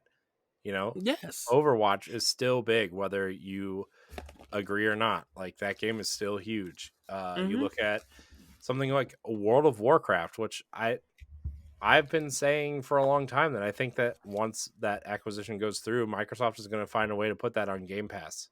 You Yeah. know, And and what there are some. I oh, mean, StarCraft and Blizzard has so many IP that are just worth the name alone. You know, people recognize Diablo and yes, Overwatch, and and then you look at, like you said, like Call of Duty, but also you look at everything else Activision owns. Tony Hawk is a huge one. Crash is a huge one. Spyro is a huge one. Like these are IP that Microsoft can aim at a uh, kid to teen audience that isn't interested in shooters, right? Like the fact that right. Tony Hawk, like we could get more Tony Hawk would be really interesting, Right, and and Microsoft got the money for it, and I, th- I think my thing with and the reason why I bring Sony up because they made a comment that about Nintendo being the Nintendo Switch being a kiddie system. 114 plus million I know. players, kiddie or not, says otherwise, and to me it really feels like Sony values their IP less because they've never fought anything about their IP, but they're fighting for a third party company because um they fear that it's going to ruin their business and stuff. And there was just a breaking story about Microsoft saying that hey, if y'all want to put this on PlayStation, your PlayStation subscription Oh thing, yeah, you can. And Sony has not commented or anything. They're I not know. taking no deal. So it really feels just like whatever Sony's doing and Jim Ryan stuff, that's going to be on them. But right now, where it stands is that people who said, yeah, I'm not going to play Call of Duty on Switch because I barely play the series. But I think it's going to be like, I want to see what this game can do on Switch, and people will go and get it, whether it's their current console or their next gen console or whatever. And don't forget, everybody, this deal does not start until they acquire Activision and the games start rolling out. Yeah, And I think Nintendo's just like, oh, we got Call of Duty, uh, come to us because right now Nintendo could start putting more Microsoft products in the Nintendo Direct. And if that happens, once again, like I said, that's good business for Microsoft yeah. and everything. And I don't know how long that this Microsoft and Nintendo relationship is going to be going on, but I think it's going to be rewarding for as long as it could go and everything. Um, and stuff. So I was excited to hear it. Now, I will say, um, Phil Spencer did say they were if they acquired them, they were trying to get games on a Nintendo platform as many places that they could play. So he did hint at that. We just didn't know until the news broke and saying that they had agreed to go to a 10-year contract. And 10 years is good because that's just like one whole console generation or and everything. Yeah. So even if we get 3 or 3.5 games, Microsoft still could do something different with a Call of Duty game. They could have the biggest graphics in next gen, but maybe they do a cell shaded version that tells a different story and everything. Like Microsoft is good at what they do when it comes to developing games and, I mean, and graphics and stuff. what Okay. I would like to see, and I know we got to get to the Game Award stuff, but like Mm-hmm. what I would like to see personally is just like I I know like the multiplayer is a big draw, but I don't know if that would be a big draw on the Switch. I would just like a curated version of the campaigns, you know. Yes. Like even Yeah. of the older games like Black Ops 1 and 2 or the original Modern Warfare trilogy or even the World War II games at some point. Like, that's kind of what I kind of want to see on Switch. I know like they're aiming to get the newer games on there too, but man, to get those campaigns on there, even if it's just digitally, would be pretty cool. Well, you're right. And I would be fine with just even if they want to do extra levels and stuff that you can't get anywhere. Like with Nintendo, even though they won't up any money, but I say do it Nintendo. They want to up some money to get some extra special levels in their Nintendo version. Do it. some people really do want to play Call of Duty just for the campaign. They don't care for the multiplayer because they don't want to deal with bots. They don't want to deal with cheaters. They don't want to deal with the harassment and the name calling on when it comes to chat. They don't want to deal with all of that. If they could get a strong um 8 to 10 hour campaign with Call of Duty and stuff with some good replay value, they're gonna be down for that. And if you want to do multiplayer, do the zombie stuff. People enjoy that one. Yeah. And if they want to do Warzone, hey, Microsoft. I think of Microsoft be like, this is not part of the game, but Warzone is free to download on this Nintendo platform. And if you want more content, then you can pay for it for a Yeah. battle pass. Do Yeah. it. Yeah. So we'll see. The last time I'm looking at our old episodes. The last time we talked about Call of Duty coming to Switch was in May of 2017. So Cause was it Black Ops 3 coming to Wii U? no, it was World War II possibly coming to Switch because Oh, retailers were listing it. Man, ah, dude, this boy. All old right. school. Um all right, let's dig into the meat, Ed. The meat, Yes. man, dude, we have like 2 hours left of this show. This is going to be nuts. This is going to be one of those episodes where like the audio is going to have to be trimmed into 2 versions. So the Game Awards, we're going to run through the Nintendo winners real quick. Obviously Elden Ring won Game of the Year. Rightfully so, I would say. I think a lot of people really were surprised by that game. I know it was very divisive between Souls players and people who just read the reviews and thought it was a good game, right? So, but I think that this game really turned some heads, and I gotta give it to From Software, man. They put the work in, right? I mean, they do a lot of interesting, weird things, Yeah. and I mean, would I have liked to seen Xenoblade 3 win? Sure, but uh, you know, again, Horizon Forbidden West got snubbed from every category. Which I'm just like really sad because I don't know. I feel like Horizon is just one of those games that's just destined to be lost, I guess. But Yeah. yeah, it was so Elden Ring won. It was up against Plague Tale Requiem, God of War Ragnarok, Horizon Forbidden West, Stray, and Xenoblade Chronicles 3. So the fact that Xenoblade 3 got nominated though is a big deal. I think it's a big Very deal. big deal. Yes. So it's all right. I feel confident that Nintendo will probably have a winner next year. Oh, yeah. um so well, but okay, so Kirby and the Forgotten Lands won Best Family Game, Well deserved. which is literally just a category for Nintendo Switch games, apparently. uh I'm just kidding. That category had a lot of interesting things in it. So um Splatoon 3 won Best Multiplayer Game. Okay, can we stop right here? This shook everybody. Me and Grayson was on chat talking. Yeah, And what else was even nominated? it was like Call of Duty, um Hmm. I think Destiny was Destiny? No. I It was some other games. Everybody was expecting Call of Duty to win. We did not expect Splatoon 3 to take multiplayer of the year. Like that's that shocked me. Me and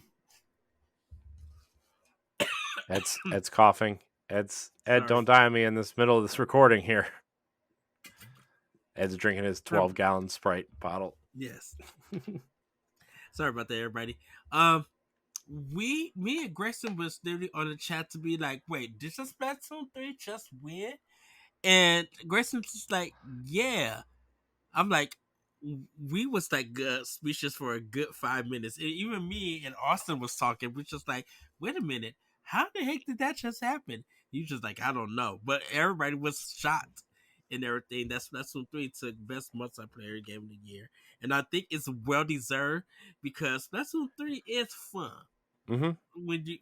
when you know everybody working. It was a shock that it outbeat Call of Duty, Modern Warfare 2. Yeah. Also, the one that surprised me, I think, was Bayonetta 3 winning Best Action Game. Which makes sense. Yeah, no, I mean that makes sense. It just that kind of surprised me. There was a lot of mixed feelings about Bayonetta 3, and the Hmm. fact that it won that was just surprising to me. With a rumored Bayonetta 4 may I come to know. Did you see fruition. those, by the way? I mean, maybe we'll talk about that later, but they're already planning Bayonetta 4, which is hilarious.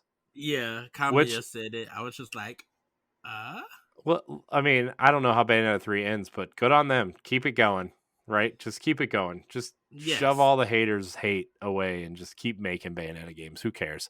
And make it on Nintendo platforms. Just I keep going. I feel like Nintendo secured that for an exclusive. Like I literally feel Yeah. like I mean, this story. Bayonetta is a Nintendo franchise now. I mean, I know they don't own the IP or anything, right? But like, it's theirs, right? I mean, yeah. I don't know. Hey, if Nintendo funding it and Platinum Games is cool with it, Yeah, do it. yeah. So, I most anticipated game, obviously Zelda Tears of the Kingdom. Not a shocker there. Right. Um, I don't even know what else was nominated. Nothing else was nominated. That was probably a unanimous decision, I think. And then the best sim strategy game was Mario plus Rabbids Sparks of Hope, which I'm not shocked that it won, but like a lot of the buzz around that game was way more quiet than it was around that first game, Mm-hmm. right? Yeah. And I think everybody was just so shocked at how great that first game was that when this came out and was like equally as good, everybody was like, "Yeah, okay, I get it. Yeah, good game." Once again, the first game, curiosity. Yeah, yeah. You know. That was a game. That second game, man, did not. I love the first game, and that second game did not do a lot for me.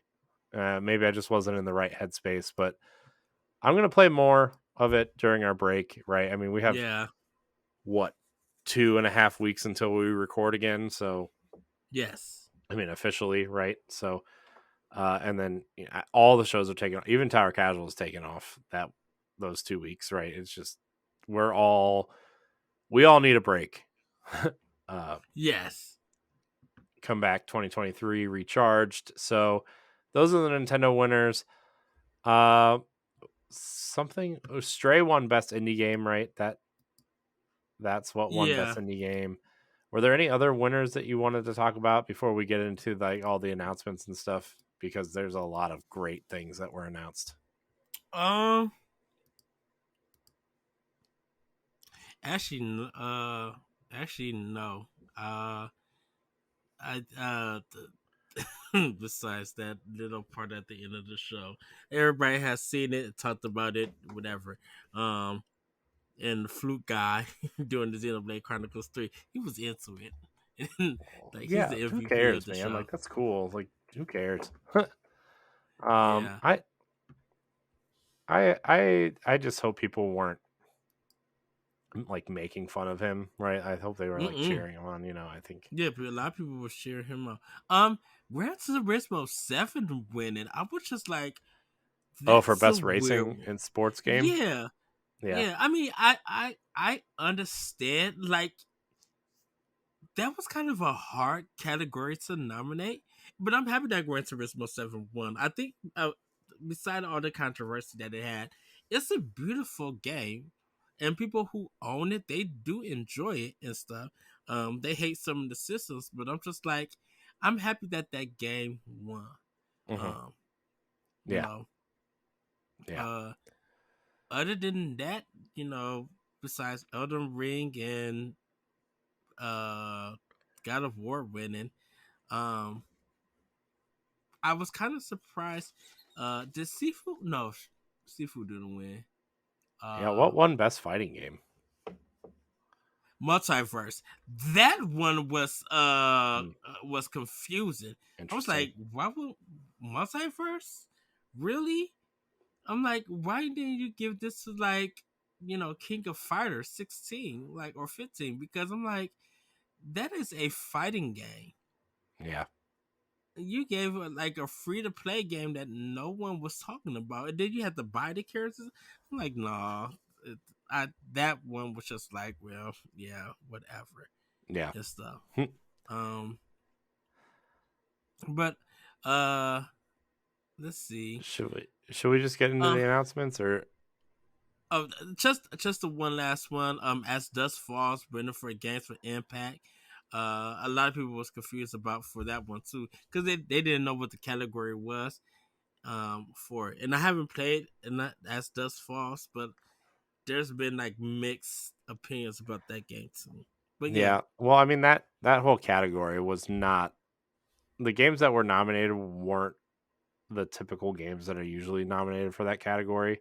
hmm And yeah, I don't know. I know there's two games that I did want to play on there. I did want to play I got a Memoir Blue on Xbox. I probably still said the word wrong. But I do want to play Hindsight too. That's one game I do want to play. Hmm. I remember seeing it at last year's E. Oh no, not last year. Seeing it at E3 this year Mhm. or last year or whatever. It was in the summer, and I was just like, I want to play this game Hmm. because it looks so good, and it looks just the story and the emotions that it's just portraying. I want to get into. So Yeah. yeah. Well, let's get into some of the trailers and the announcements. I'm looking at the Verge article. I know I linked the IGN article in our show notes, but Mm-hmm. I'm looking at the Verge article. It's a little bit cleaner, I think. Um, we saw more Final Fantasy 16. Again, this is just kind of like an overall thing, not just Switch. Obviously, I kind of want to talk about a lot of these games. So, Final Fantasy 16, dude, that game looks awesome. You get a dog as a companion. Oh, sold me on that alone. Um, the fact that you can like when you are the summons, you can turn yourself into the summons, which is cool. Yeah, I think because he said this game looks legit awesome. Um, I I think it's running on Unreal Engine 5. mhm, it Yeah, is I know. I know he said like, "Come on, E3," or the Ifrit. fire one. Yeah. E3, yeah. It really looks good. Oh my gosh, dude, Uh, this game looks so good. I mean, I think with all the cutaways and the cutscenes and stuff, like I think I just want to sit back and be able to watch a full fight. Is Yeah. what I kind of want to see. Like it's a beautiful world and everything, and I already know what's going to happen if we're spoken and Final Fantasy 16 once the comparisons start happening because both games are exclusive to PlayStation.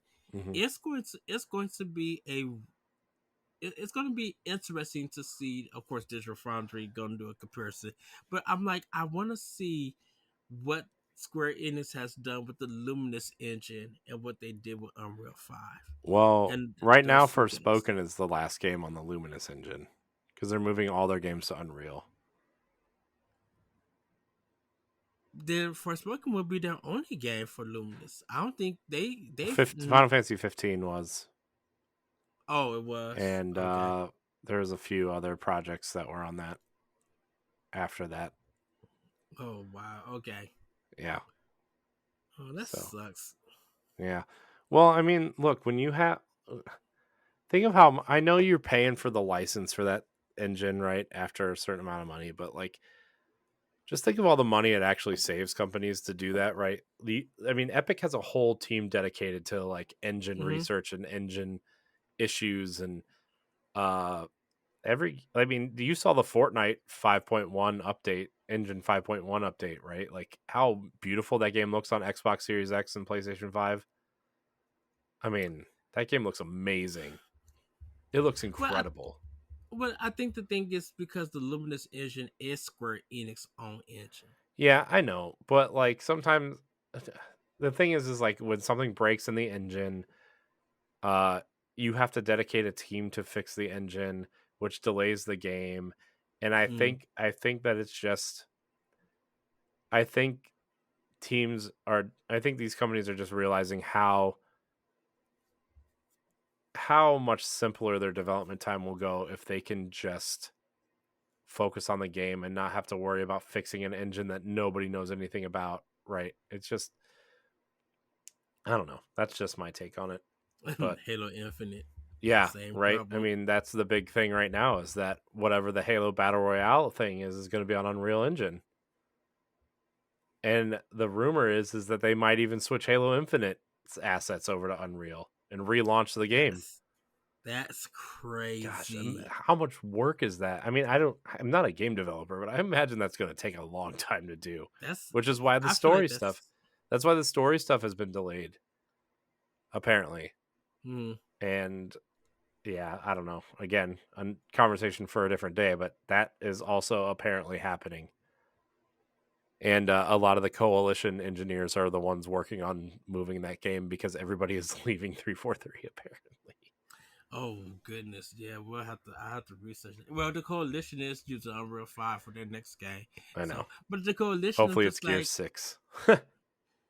right. Well, and that was the thing about it. The coalition who worked on Gears, Right. um, they are people who worked with Unreal Engine before. Well, they're Before. all ex Epic employees because Gears used to be Epic.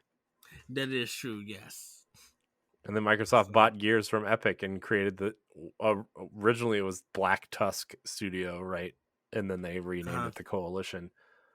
But I wonder if we're going to finally get that Shanghai game that they showed off when Black Tusk first opened. I hope so. That'd be cool. It was like that stealth heist game. Mm-hmm. Yeah. Uh anyways, um Yes.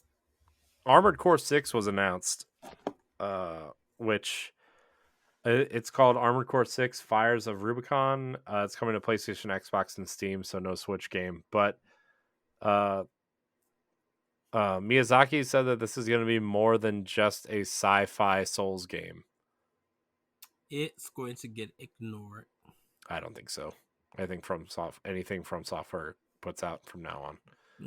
It's going to get Nope, ignored. Demon X Machina got ignored, and before anyone say anything because that game about the game sucks. itself, no. Before anyone say Metacritic anything about the 56. game, Daemon I'm X not Machina sucks. not no. Let me speak.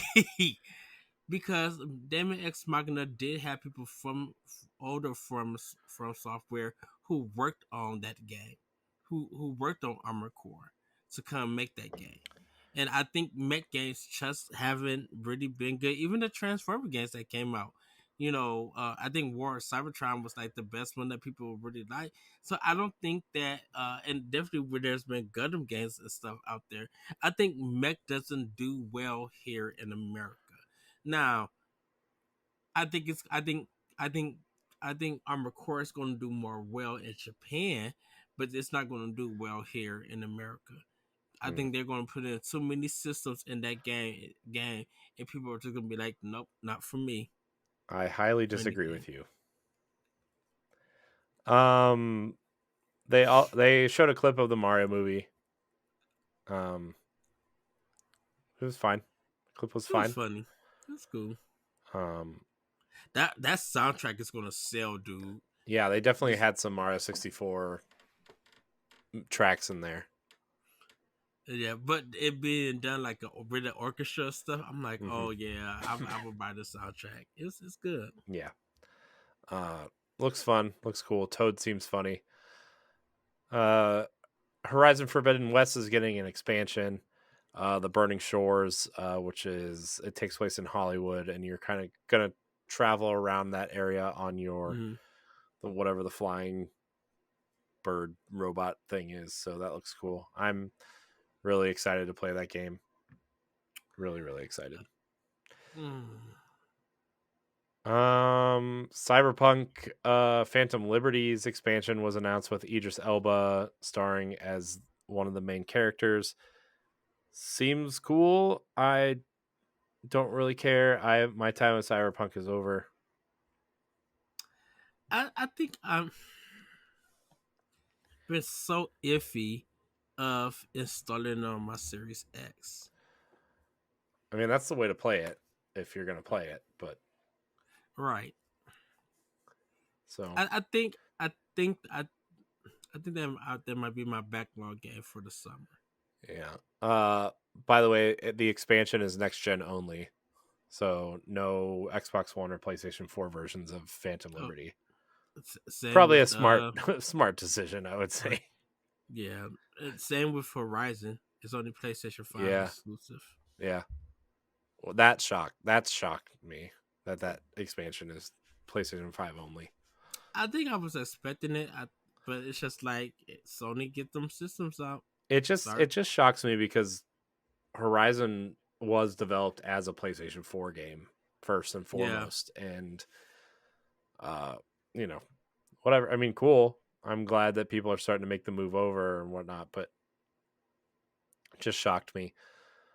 Diablo 4 is out in June. That trailer was really cool. I'm not the biggest Diablo person at all, but that trailer was really cool. I was I kind of made a comment about it. I was Shocker. just like, no, it was just like this. I will get you one day. No, I was just like, this trailer looked like it could be a Darksiders game. Yeah, but Diablo's always been that way though. I mean, Well, yeah, remember but the trailers for Diablo 3? I mean, those trailers were cheesy. yes, but I'm just like this could. I'm like, ooh, just yeah. I'm not excited for Diablo 4. I'm sorry, everybody. I feel like it's gonna have problems, just like Diablo 3. I know it's supposed to become the consoles, like Switch is supposed to get it, but I'm not confident in this game if that's what they're gonna show. If you're not showing us any gameplay stuff, Well, I just don't have no they showed a confidence. ton of gameplay and other trailers, and they released all their gameplay preview coverage. Like Ryan McCaffrey from IGN revealed a bunch Mm-hmm. of gameplay, and he played 20 hours of the game and said it's phenomenal. So Was this after the Game Awards? no, this was a couple days before actually. So why would they wouldn't show that at the Game Awards? Like Because gameplay. giving showing a CG big budget CG trailer like that says they're putting a ton of money into this game and that their trailers are second to none, which they always have been. Blizzard's Okay, trailers have always been second to none. but your game comes out in 6 months. So, Like you're not gonna you announce this game and you still not gonna show no gameplay? but they have gameplay out there. Right, It's but why not show it at the Game Awards? Not because everybody's looking out for Diablo 4. they're at the Game Awards and there's 8,000 games being announced and you just want something nice and tight to show off. So show some quick clips of gameplay. Uh, I thought the trailer cool. I think this game's gonna sell a bajillion copies. It's Diablo 4. It's gonna do well, but it's just I think it's gonna just have major problems when it comes out. Yeah, well, we'll see, but it looks cool. Uh, I think Microsoft would really like to get this deal done so they can put it on Game Pass because that would be a huge Game Pass game. All right, the next announcement, Blue Protocol. Amazon is trying for its own Genshin Impact. It says in this highlight. Mm-hmm. It's an MMO with an anime style action RPG gameplay. Looks a lot like Genshin Impact, coming to PS5, Xbox Series X, and PC. It looks, I, I mean, it doesn't really look like anything, to be honest. I don't, it doesn't excite me, but someone's Yeah. going to be excited. So, I yawned. I kept them moving. speaking of yawning, there's also a Dune survival MMO. Oh, I didn't know what the heck that was. I'm just like, skip this one. Yeah, it didn't. I mean, it. I don't know, man. It looked so generic. I mean, I know the movie did well, but man, this game is interesting. I'm sure people will like it. People like survival games, but whatever. It's gonna be one of those games that sells like 30 million units and nobody talks about. Yeah. That's my opinion. Speaking of games that do look good, though, man, Jedi Survivor looks really good. Wasn't impressed by it. Ed, God, you're such a downer, man. I wasn't impressed. I wasn't impressed by it. I mean, it looks good. I definitely got the first one. I'm gonna play it. I'll definitely buy this one. I know we got a lot of people hype and everything, but I just wasn't wowed by it. I'm just like, okay, yay. It looks cool. I'm Uh, excited. that's cool. This game looks awesome. Maybe we'll get a cloud version. We ain't getting nothing. It's No, EA. you're right. I know. I forgot who was publishing the game. Never mind. Right. Who was even developing the game? Right. Well, they put Apex on. Respawn put Yeah, Apex on Switch. Respawn didn't do it. Respawn worked with a porting company to get it put on. Still there. Still works, sort of. True. I think the biggest surprise of the show, Kojima announced a sequel to Death Stranding. Working title DS2. That trailer was really cool. It was definitely giving me some Metal Gear Solid vibes, though. I was getting more Akira vibes to it. I don't know what that is, so it didn't give me any of those vibes. Akira is an anime from the 80s. Well, I mean, I knew that, but I you could show me a picture of it. I couldn't tell you that that's what that was. Yeah, It looks stunning, like visually impressive. for cutscenes, yes. I don't know. I just wasn't feeling it. Man, Ed, just because these games aren't coming to Switch doesn't mean you can't be excited No, for at least one of them. it's not. No, it's not that. It's not the fact that it's not coming to Switch. It's just I think because I didn't play all of Death Stranding, or I haven't even started Death Stranding. I should say I installed it and left it there. Um, I just wasn't wowed by it. I will say I do like the fact that like how the shot that they got now with the girl holding the baby and it's the Mm-hmm. red. Mm-hmm. Like I understand that they're going for this like Japanese, like Kojima's going for this Japanese um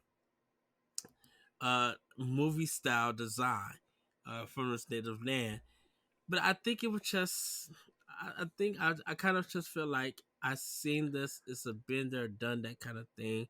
I want to see what you guys are doing from Microsoft. Like Kojima, I want to see something different from you. And it just felt like I don't ever think I'm ever going to get anything different from Kojima. I'm not saying that the game was going to be bad or anything, but it was just like it was a trailer to me. Like nothing was wow or surprise to me. So, Yeah. Well, it looks good. Something that a lot of people were really excited for, also a big surprise, was a sequel to Hades. yeah, that took me everybody surprised. I think that took like trailer of the show, really. Yeah, female protagonist. It says it still dabbles in Greek mythology, but at the beginning of witchcraft, so it seems like more Mm. magic based, more, kind of maybe ranged attacks also. Yeah, I was just like, and we won't get it to 2024 25 Yeah, but because this it's seems going to like one of be those games early that's probably gonna. access. This seems like a game that'll probably come to Switch at some point, right? Oh yeah, it will. It's going to hit. What's going to happen is it'll come to Epic Game Store for a year or so, and then it'll release exclusively for Switch, and then they'll put it on other consoles. Because that's the way that Hades. That's the only way that Hades got popular and got Game of the Year because it came to Switch. Mm-hmm. Um, it had been on PC, but it was already beta, like early access, and no one talked about that game Yeah. till they hit Switch. What, Hades? Yeah, No, people loved Hades for like a year and a half before. no. Ed, No, you don't know. They were. Okay? You always say people aren't talking about games that are definitely being talked about. Hades, because Hades was in early access Yes, on and it PC. sold like 10 million copies in early access. Not that But many, it was but only you know what I mean. but I was just but it kind of felt like no one talked about it because it was an early access game. But you see Hades didn't get popular. It really got talked about once it hit Switch and everything, and people were just like, what is this game? Like, people were literally showing it off. And During its nearly 2-year long early access period, Hades sold 1 million units before its 1.0 release, hitting PC and Switch first. with the full version, yeah, hitting Switch. I know. I'm telling you, before it hit 1.0, it sold 1 million units on PC only. Uh, So, anyways, Hades 2 looks good. I'm yeah, sure I won't play it because it's a roguelike, but that's fine. I hate roguelikes, dude. I'm sorry. Can't do it. I tried. it's not your genre game. I tried. Okay. I played Dead Cells. I played Dead Cells for like 10 hours and I was done. I tried. Gave it my all. Uh anyways. Suicide Squad had a Batman reveal trailer. Um Game looks fine, but they did have a nice little It's hard to say when it's hard when you say a game looks fine when there's no gameplay. no, I mean overall the game, like, it's not The doing trailer anything for me. But it had a nice little uh presentation. yeah, but also like a send off for Kevin Conroy, who Oh yeah, that passed away yes. earlier this year, and it just he's reprising his role as Batman, which is presumably the last time he'll play the character. But Mm-hmm. that was nice. But I mean, this game doesn't really do anything for me, to be honest with you. I mean, if it gets good reviews, maybe I'll check it out. But like, I don't know. I'm definitely not a day oneer for me, if I'm being Yeah, I honest. could wait. I could wait and see. Yeah. Um. So I don't know. It just, anyways. Street Fighter 6 is getting a release date of June 2nd. New trailer showed off a number of different characters, including DJ, Manon, Marissa, and JP. So, oh, DJ, that's one word. Got it. Nailed Yeah, it. Um, well, Super Street Fighter. I'm I'm assuming these are all new characters, or are these returning characters? Returning characters. DJ is a returning character. He was first introduced to Super Street Fighter. Huh. Um, to I love his character design. He has more dreads and stuff, but he looks like quicker, a little beefier. Like, his redesign is top notch. I'm like, ooh yeah, Capcom really went in with this one. So I had another comment for this, and I said Street Fighter Six is giving me Arms vibes, and I'm not mad at it. Gosh. Uh, And I think it's because of that, like, that spray paint kind of feel to it yeah. in neon color. Yeah, I mean the aesthetic is definitely super cool. Um, are you are they making you create a character in this game too? Is that what I'm seeing Yep. in this trailer? Mm-hmm. That's dumb. Yes. Why are you putting all this time into character creating these characters when they're making you make your own character? I don't like that. I have not one idea. One part looked like it was. Shoot, one part of the trailer like it was. I'm like, is this a beat 'em up game now? I'm like, wait, Hmm. what did I Yeah, miss? yeah. Um, it looks cool though. I think Street Fighter 6 is going to pull in a lot of people. Mm-hmm. Um, I will probably check it out when it comes out. Wonder if Sony's gonna take it for Evo for a tournament. Hmm. I mean, probably. It'll probably be the highlight of Evo, right? That and Tekken 8, which was also announced, and we'll get to a little bit later. Which I have a problem with Tekken 8. Yeah, well, we'll talk about it when we get there. Right. Ken Levine's next game, Bioshock. I mean, Judas was shown off. Let's move on. Dude, that game looks so much like Bioshock. that game looks so generic. Like yes, I'm sorry, Austin. I love you, bro. Ham, I don't but think it that looks game generic. look, I just think it looks like he made BioShock without actually making BioShock. but it's so bland and boring. I'm No, like, that I don't think it looks bland. I think it it, looks neat, but I'm not a big BioShock fan, so I'm not it like do something else. We've been to this world. It looks bland and boring because it's something that I've already experienced through three whole games. Do something else. it's definitely a BioShock game though, right? I'm not making that up. Mm-hmm. So looks like it takes place in space, some sort of space colony. Um, so it's coming to PlayStation 5, Series X, and PC. No release date, but you know.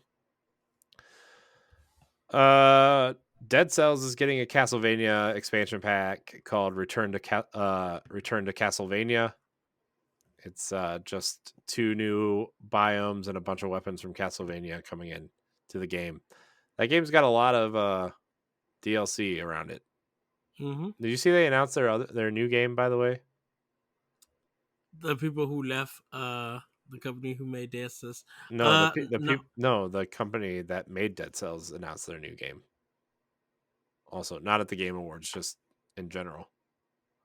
Oh, okay. Well, because the creators they left that company. That's why. Are you sure? I don't think so. Mm-hmm. Uh, Because they're not working on Dead Cells anymore. um,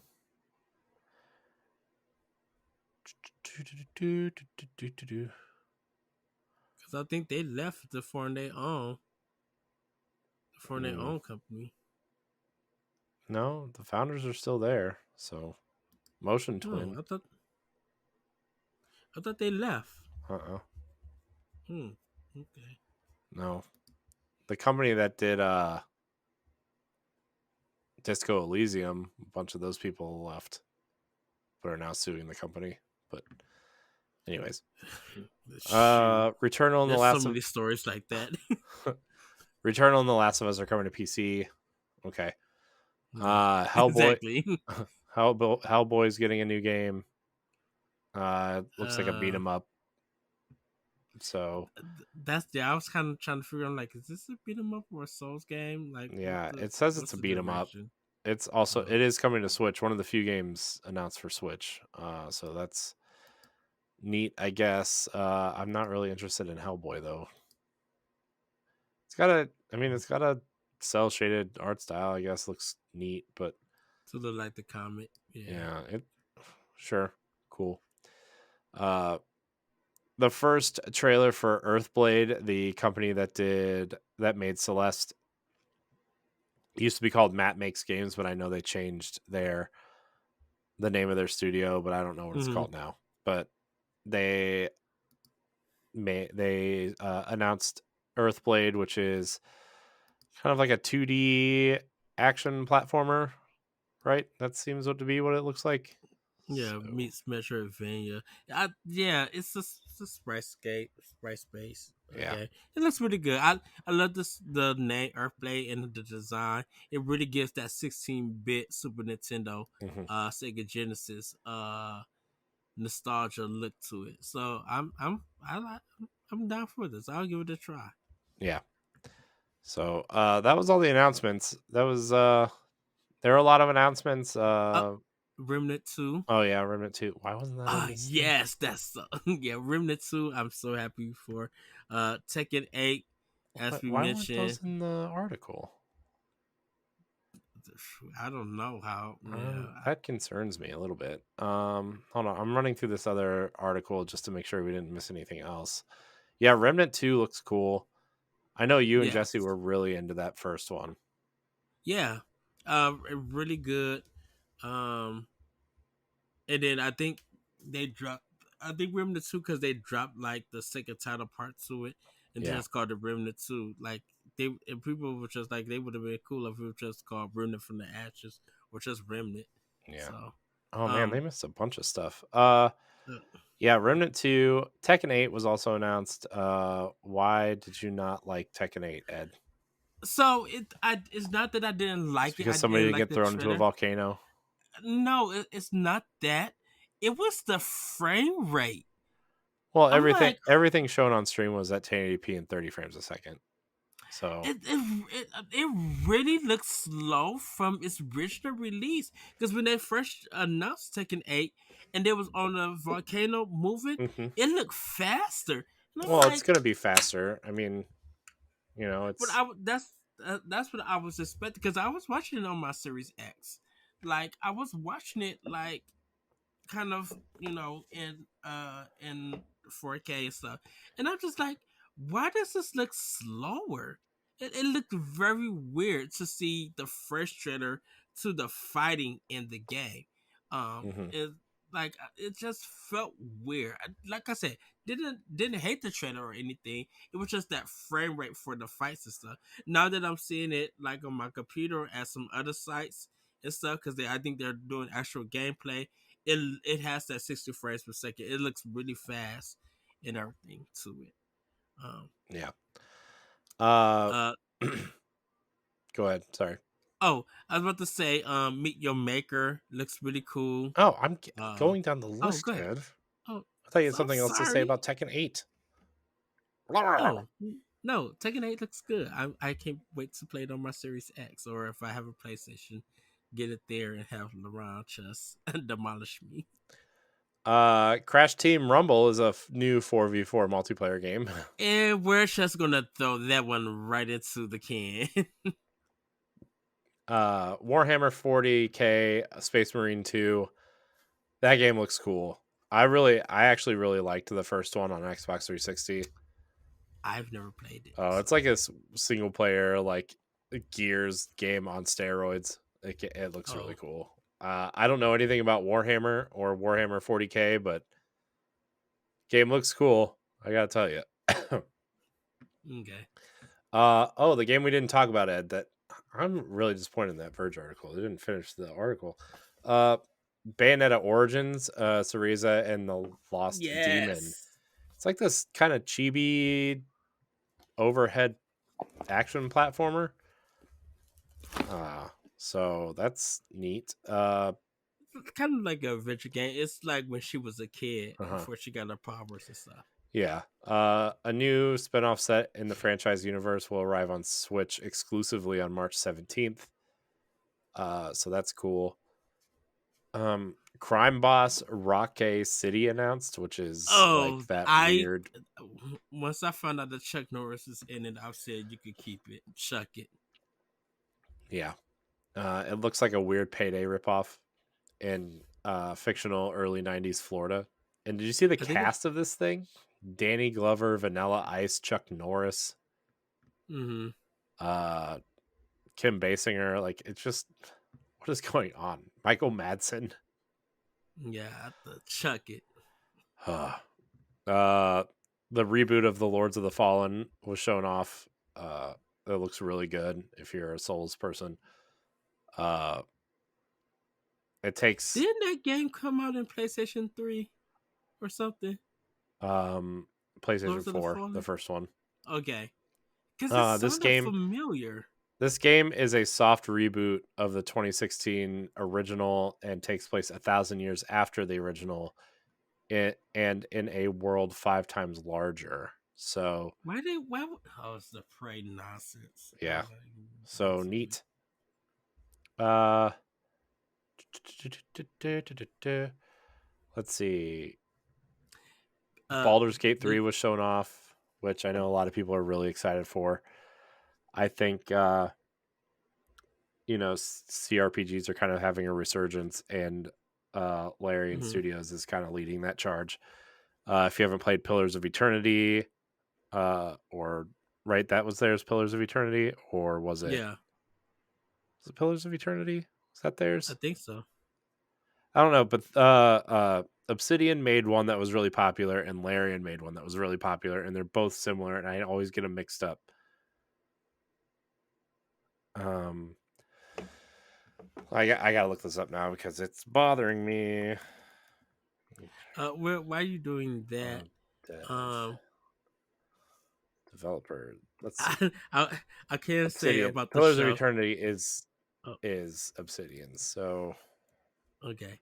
And I like Animo.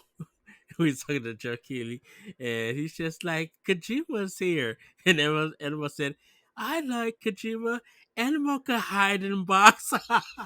I know. I saw that. That was yeah. That was so funny. I was just Divinity like, I Original love it. Sin was Larian's other game. I always get those Okay, games mixed up, and they're both on Game Pass, which makes it worse. and I have But them yeah, both on Xbox. Animal. I like the Muppets. Animal was like Kojima, Kojima. I can hide him. Animal can hide in box. Uh, Oh man. Uh, Forspoken was shown off, and there's a demo on PlayStation. That was the other game I played on Playing with Power that I didn't talk about was the Forspoken demo. I really like that game a lot. I know they said it takes a while to get into the combat, but they were just It like a lot of people. it does. It launches you into a combat tutorial, and then it launches you into a couple missions, which is uh cool. I like the traversal. It takes a lot. It Hmm. takes a while to get used to because like it's one of those games that like you know how there's kind of like a standard that you look at the controller like if you're playing like a first person shooter or something and you're like oh well this button's this and this button's this on every single game. Yeah. Well, this is a third person action adventure game with some shooting. You would think it would be like a normal action adventure game, but no, all the buttons are different than a Oh normal game. So wow. like I'm trying to that's it's a game on my list that I really want to play next year. I really like the demo. I really like the main character. The writing definitely sounds like two middle-aged white people are writing for a black teenager. Uh, when you look I at, heard. I mean, I heard the writing is very I questionable mean, content. so Gary Whitta and Amy Hennig are the writers of this game, and they're writing for a black teenage girl. Which, no offense, Amy Hennig does some great work. Right, Uncharted, Hmm. fantastic series. Gary Whitta wrote Rogue One, wrote the first draft for Rogue One and a bunch of other things, right? Book of Eli. So like they have writing chops, but it's just like I don't know. Maybe you shouldn't have like a mid 40-year-old white guy writing for a black teen. That's my opinion. It Of kind of course, feels coming from like. a mid 30s white guy, maybe my opinion doesn't count, but it's I my mean, thought. I think it's kind of like you guys could write a story and emotions and plot and all of this, but for a character that is a different race that you really haven't like really written for or really understand, they should have got it like a black writer who would know how to write a character like this. Mhm. Because the thing is, it's just like it's not because she's black or anything, but if she was a white character, you guys wouldn't have no problem writing it because that's who Well, you always write for. the thing is like Gary Wood is from like England, right? Mm-hmm. And this teen girl is supposed to be from Brooklyn, right? And All right. so like I don't know. I think there's a lot more than just race and age incorporated into this, right? I mean, I don't know. It's just the writing's a little weird. I think the gameplay is going to save it for a lot of people. I think the gameplay is cool. I think it's fun. I think the traversal is fun. I think the monster design is cool. Uh, I know the writing's not going to get fixed in 3 months, but I think this game's going to surprise a lot of people, especially people who are already making fun of it because of the writing that they most of it they haven't heard, right? So uh, Mm-hmm. I think the concept is cool, right? She's a girl from Brooklyn who gets transported into this fantasy world and is kind of like trying to lead this fantasy world into a rebellion now. It's super cool. Really highly recommend if you have a PlayStation 5 to download the demo and play it a little bit. Uh, Yeah. Super cool, but yeah, just letting you know the writing is a little weird sometimes. Uh, Transformers Reactivate. from Splash Damage was announced. Also, it's an online action game coming to PC and consoles. Did not say Switch, but judging by the look of that game, it's not coming to Switch. For those who don't know, Splash Damage did uh, Gears Tactics, which was an Xbox Series X launch game, and that cool multiplayer Brink. Remember that game? Oh yes, cool cover. Brink had a cool cover. Oh my gosh, the art direction of Brink was awesome.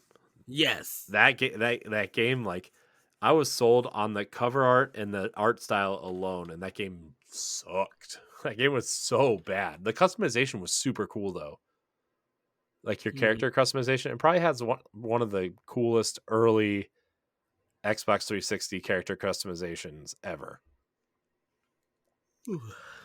Let's see. Banisher's Ghost of New Eden announced. This is Dontnod's new action RPG, which is super cool. Yes. Yes. I had a question about that. So Microsoft doesn't own Don't Not, right? Uh-uh. Hmm. No, I they thought they no they do Life did. is Strange. Dontnod is one of the teams that does Life is Strange. They only did the first two ones. They No, don't. they They didn't do no the they second. did they They didn't did do like. They didn't do True Colors. no they Someone did else. they did the first game, and they did uh 2 Life is Strange 2 And deck and that 13 deck deck 13 yeah, Deck did 13 did Before the Storm and True True Colors. Colors. Right. So But then Don't Not ended up doing uh because they did uh the one that Microsoft published, the Tell Me Why.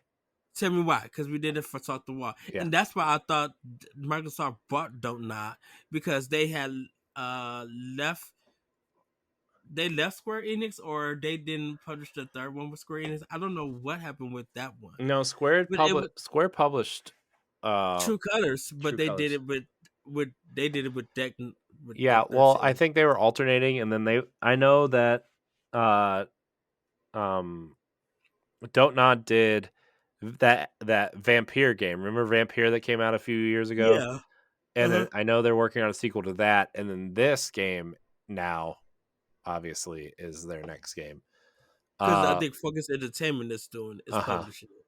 Yeah. Okay, so I think it was because of Tell Me Why I had thought that Microsoft brought them because I didn't know Microsoft had that game exclusively done for them Mhm. because me and the my friend was just like, oh, they got Don't Not doing this like narrative game. They must own them because I think it was around the time that they bought Ninja Theory. So Um I think they was buying some people up. It may be yeah. before or after Ninja Theory. Yeah. So that's why. Yeah. Yeah, they published that like right before the Xbox Series X came out, I think. Yeah. So yeah, this game stars a pair of ghost hunters that takes place in 1695 in the haunted wilds of North America, and follows two who are romantically involved as they work to stop the threat of lingering ghost and specters to protect the living. That sounds like a cool concept for a game. Well, they don't. I forgot that they also did Remember Me, that Capcom Hmm. published. Yeah. So Which and was I originally have a Sony project, and then Sony dropped them because they thought it was a bad product, and then it turned out to be okay. okay, because I didn't know that Don't Not did it, and I was just like, when I looked at Banish, I'm like, is this their first action game? And then when I was listening to a podcast, they said Remember Me was done by Don't Not. I'm like, oh, that is. I'm like, oh wow, so this is their second one. So Yeah. There was a new first person magic shooter called Immortals of Avium. It's an EA original from people who worked on Dead Space, Halo, and BioShock. That trailer didn't really do a lot for me, but it's there if you're interested.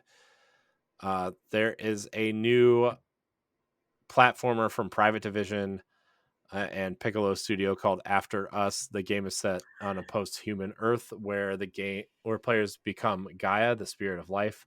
Throughout the game, Mhm. players will need to salvage souls of extinct animals and revive them after learning their fate.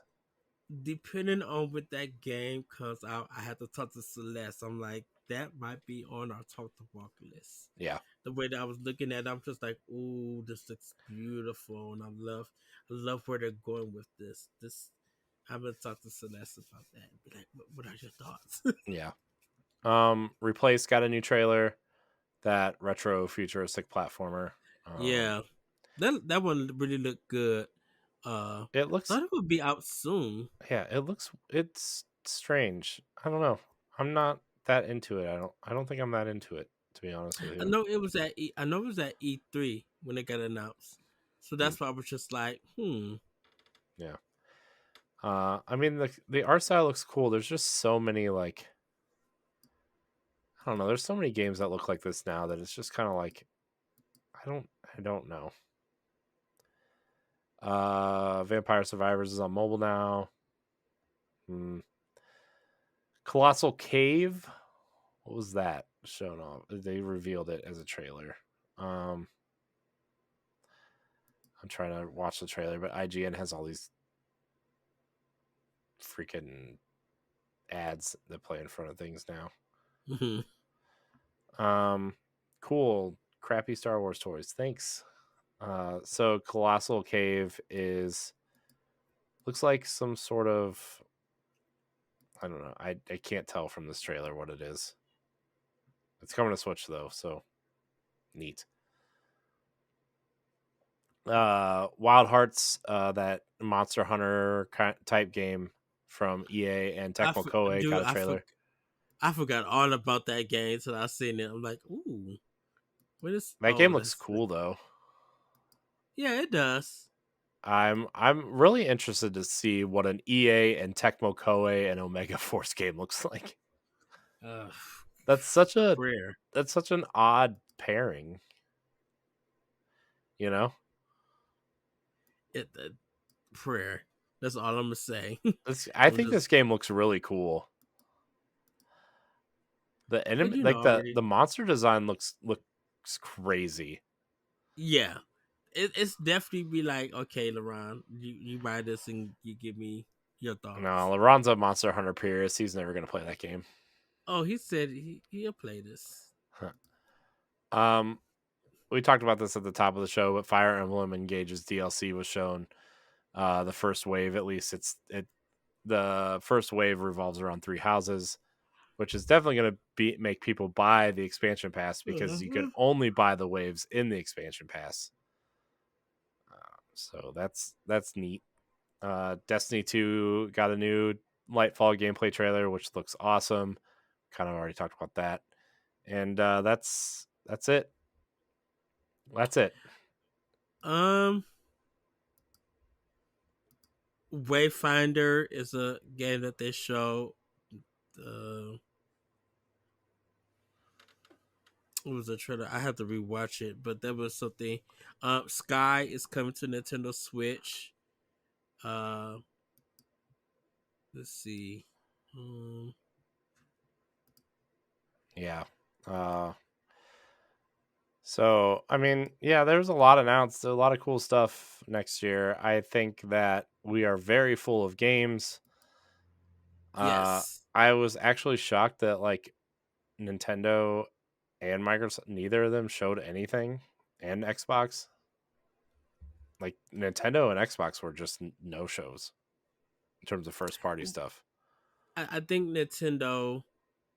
Once again, just like you said, Corey. I think a Nintendo Direct is coming. Yeah, I do too. That's what I I kind mean, of that's feel. that's that's my like. Okay, there's a direct coming. I don't know if it's coming in January.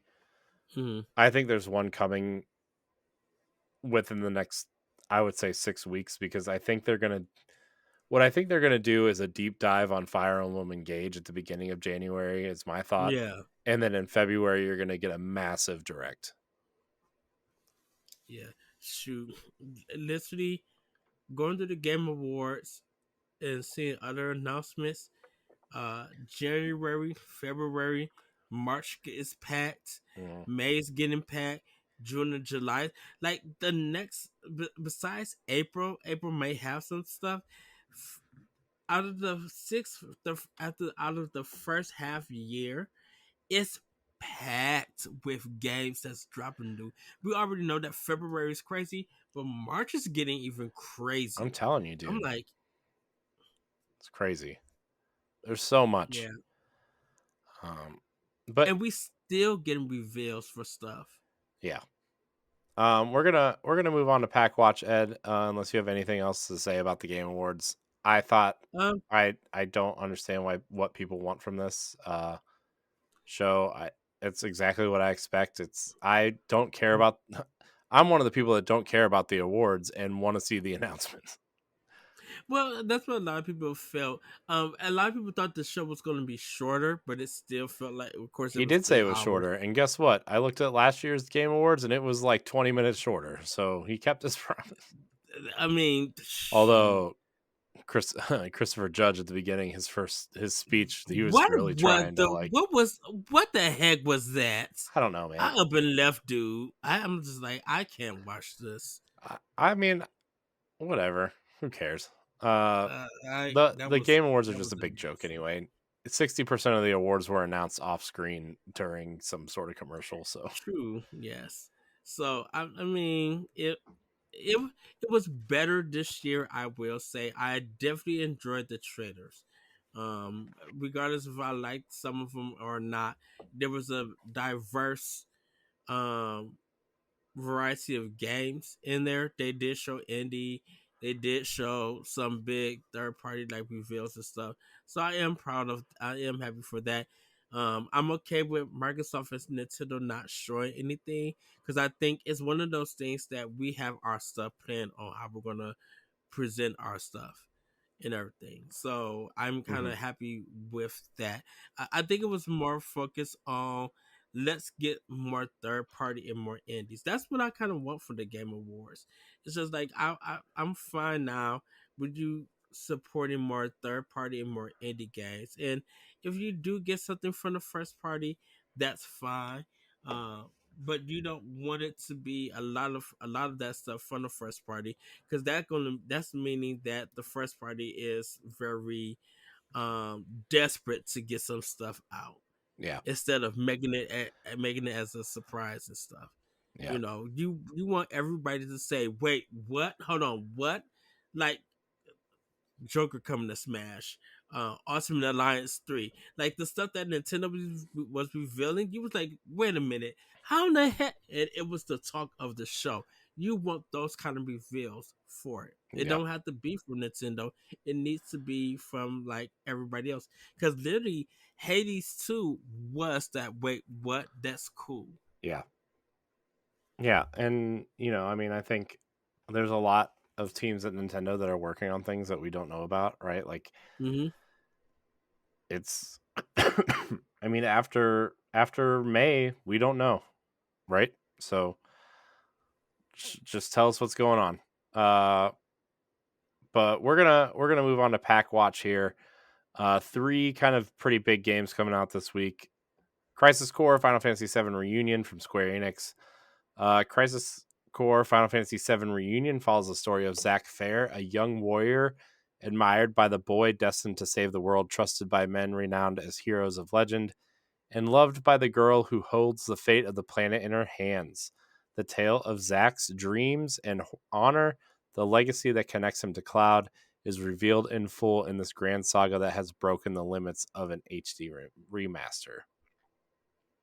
Uh, on 12/15, we're getting River City Girls 2 from Way Forward and Arc System Works.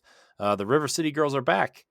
Misako, Kyoko, Kunio, and Riki, joined by newcomers Marion and Provi, uh, hit the streets for an all-new beat-em-up action adventure. Team up for local or online co-op and explore a massive world packed with new abilities, enemies, locations, and more.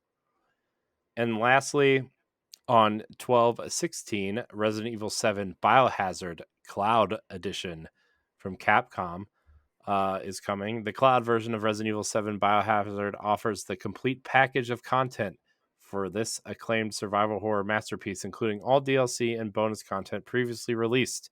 Experience the game that redefined a genre and revolutionized the Resident Evil series.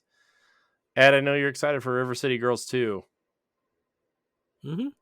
Yes, that and Final Fantasy Mm-hmm. Collection. I cannot wait to get River City Girls 2, because River City Girls, it takes a while to get into, but when you're grinding Mm-hmm. and you're fighting and stuff, it gets really fun. The stronger you get, makes the fights easier. So I'm excited to play this one. Plus the music is, I feel like the music is going to be dope in this one too, and I'm excited. Yeah. Yeah, that game's really good. I want to really get into Final Fantasy Crisis Core, because I've never got to play it on PSP, Yeah. and if I had the money at that time to get a PSP, that would be my first game that I would get, Mm-hmm. the original one. Yeah. I never got it because I never played Final Fantasy VII and I never really cared about those characters. But now that I'm like I'm trying to get back into those things, like this is Mm, definitely a game that I'm definitely going to be picking it up. I'm going to be getting it on Switch too, by the way.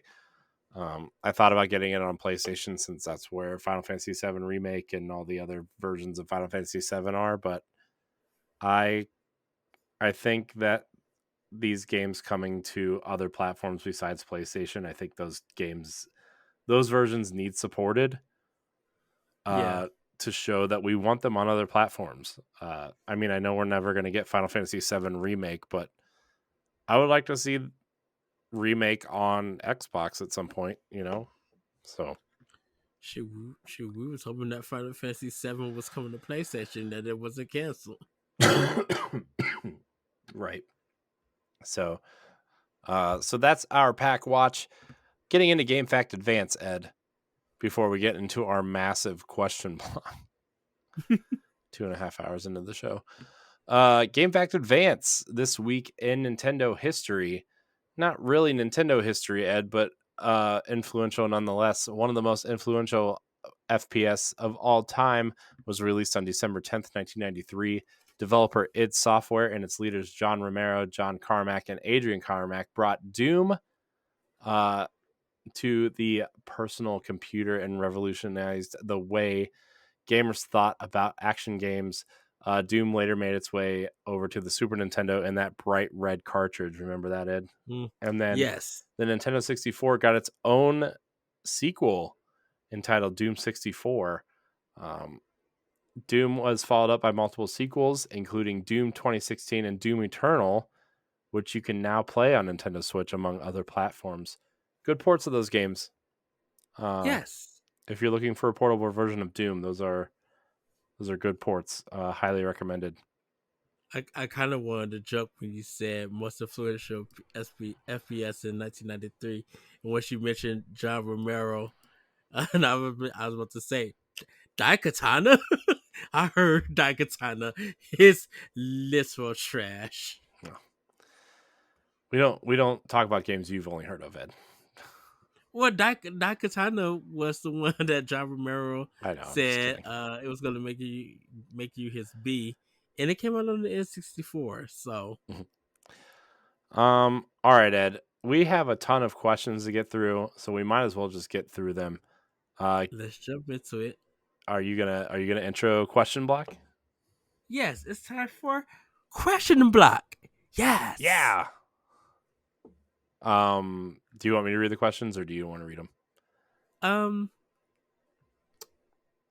let's take turns. It's been a while. Great. Our friend Todd Oxtra from Secret Friends Unite listened to their awesome podcasts. Yes. If you follow me on Twitter, you've probably seen me retweet them a lot. Good people over there. Will Breath of the Wild 2 be Switch's swan song? No. No. Sorry to inform you, Todd, but Nintendo Switch has a long life ahead of it. So sorry, buddy. Yeah, especially with that we don't have Metroid Prime 4 yet. Mm-hmm. And Yeah. Switch Pro rumors floating around. Yeah. Yeah.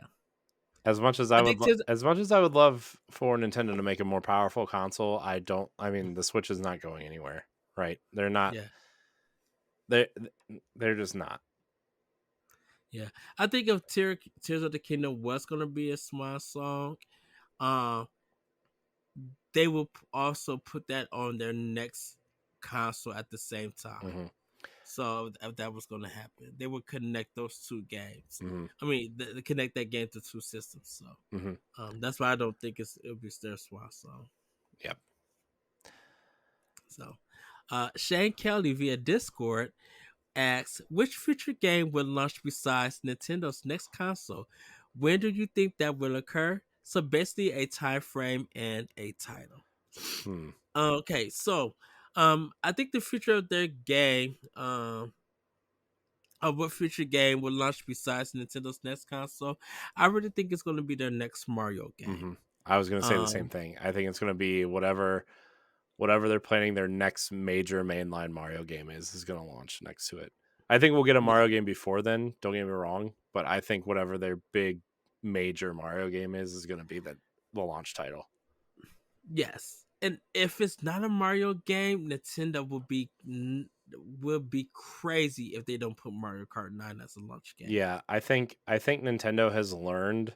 I think they learned a lot of things through the Wii U and the 3DS. Where if Hmm. you don't have, I mean, I know the Wii U launched with New Super Mario Brothers U, but if you don't have a major Mario or Zelda game at launch, you're gonna have a hard time crawling out of that hole, right? And I think the 3DS and the Yes, Wii U both learned that. yes. So, Um, a time frame. I'm saying 27. um, yeah, I think 2020. Let's see, when did it launch? 2017. Yeah. So I would say I think you're gonna start hearing rumbles. I think we're gonna get an iteration on the Switch before, right? Like Oh I yes, mean, I think a yes. Switch Pro is happening, but I think that's going to extend its life a little bit, but I think the next platform Nintendo puts out is going to be, I would say, about 2027. I think we're going to start hearing rumors about it in 2026 ish, and kind of, maybe they'll reveal it. Maybe they will just, I don't know. I think we're going to start hearing rumors about it then. But also, if Nintendo Switch keeps selling like it is, they may not have any incentive to really make a new platform. I think maybe their incentive would be to push it to the more powerful Switch, Yeah. right? By saying, "Hey, this is launching on the Switch 2 and you can't play it on the other platform," right? Like whatever, like say Metroid Prime 4 or something, right? Like I think that's what we're looking at. Mm-hmm. Yeah. So, All right, Corey. yeah, Mr. Catford via Discord writes and he says, "Do you think Ninty will keep Ichi games and stupid clickbaity indie titles in?" I don't know what an Ichi game is. So that's like a fan. Um. Oh, I just googled it. Oh, perverted. Oh, okay. Um, sure. Okay. So I don't know. so that people They know. said Nintendo said they were cracking down on these titles, but two new ones just released a couple days ago. I saw on the eShop, and I'm like, well, one's literally called like furry hentai, and I'm like, oh, definitely not cracking down on So that. games like Galgun and stuff like that. Yeah. I think Nintendo will still keep that as long as it meets the guidelines where it's playful, it's not too serious, and definitely it's different from Nintendo Japan than Nintendo in America, even though there's no region like or anything. So I think they'll still keep that in. It's not going to be anything like Steam and hentai games. It's not going to be anything like that. But I think they'll still keep those in the future. And for his additional question, do you guys review Ichi games on the Switch? So apparently we do not. we don't do reviews for it is because, and it's because a lot of us don't play those kind of games. Yeah. Now, if you are a Patreon supporter, or I should say, you can check out After Dark, where sometimes Corey might talk about a Ichi game from from the eShop, given the description. Yeah, we've talked about a couple of them on After Dark. Especially in the early episodes. We did dramatic readings of the game descriptions on a couple episodes too. It's kind of funny. Hmm. So, I mean, if you're really into that, you can check out After Dark. We do talk about it sometimes, but generally we don't. We try to keep things more like a PG-13 style around here, especially on the writing team, you know. So, Yeah. Now, I will say, um, for our for some of our podcasts, we may bring a game up like that if we played it and stuff. Definitely After Dark would be the show.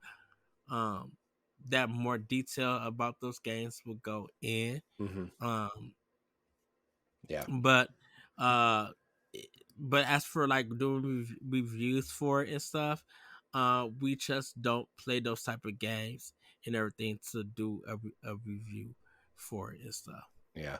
Um, Yeah.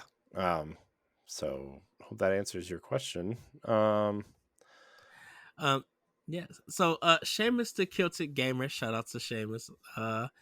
Via Discord asks, "What do you think Tails, Knuckles, and Amy's roles would be in the DLC for Sonic Frontiers that will be released next year?" um, I think I bet it's just a version of Sonic Adventure where like you can go through and play the game as those characters and there's different missions and different objectives and stuff. I haven't Uh, played Sonic Frontiers to really know what the game is. I do know that they're stuck in some sort of cyber world and that like you have to save their digital versions of themselves to save the real versions or something. yeah. But that's only because I watched a Jeff Gersman stream of it because he's oddly obsessed with that game. I have it for Xbox, but I haven't started or See, anything. I'm debating on whether or not to get it for Switch or for Xbox. I do kind of want to play it because it seems Mhm. interesting, but I don't know. I did it for Xbox because it was on the Black Friday sale, Right. and they didn't have the Switch version on sale or anything. Which shout out to Sega, they sold 2.5 million copies of that game Hmm. around the world. Good. I I mean, just seen the news, so shout out to Sega about that. yeah, and I mean, I'm a fan of the 2D Sonic games, especially Sonic Mania and the first two original Sonic games. Right, those games are Uh great. Sonic Adventure was fine at the time, right? But I don't think that game aged well.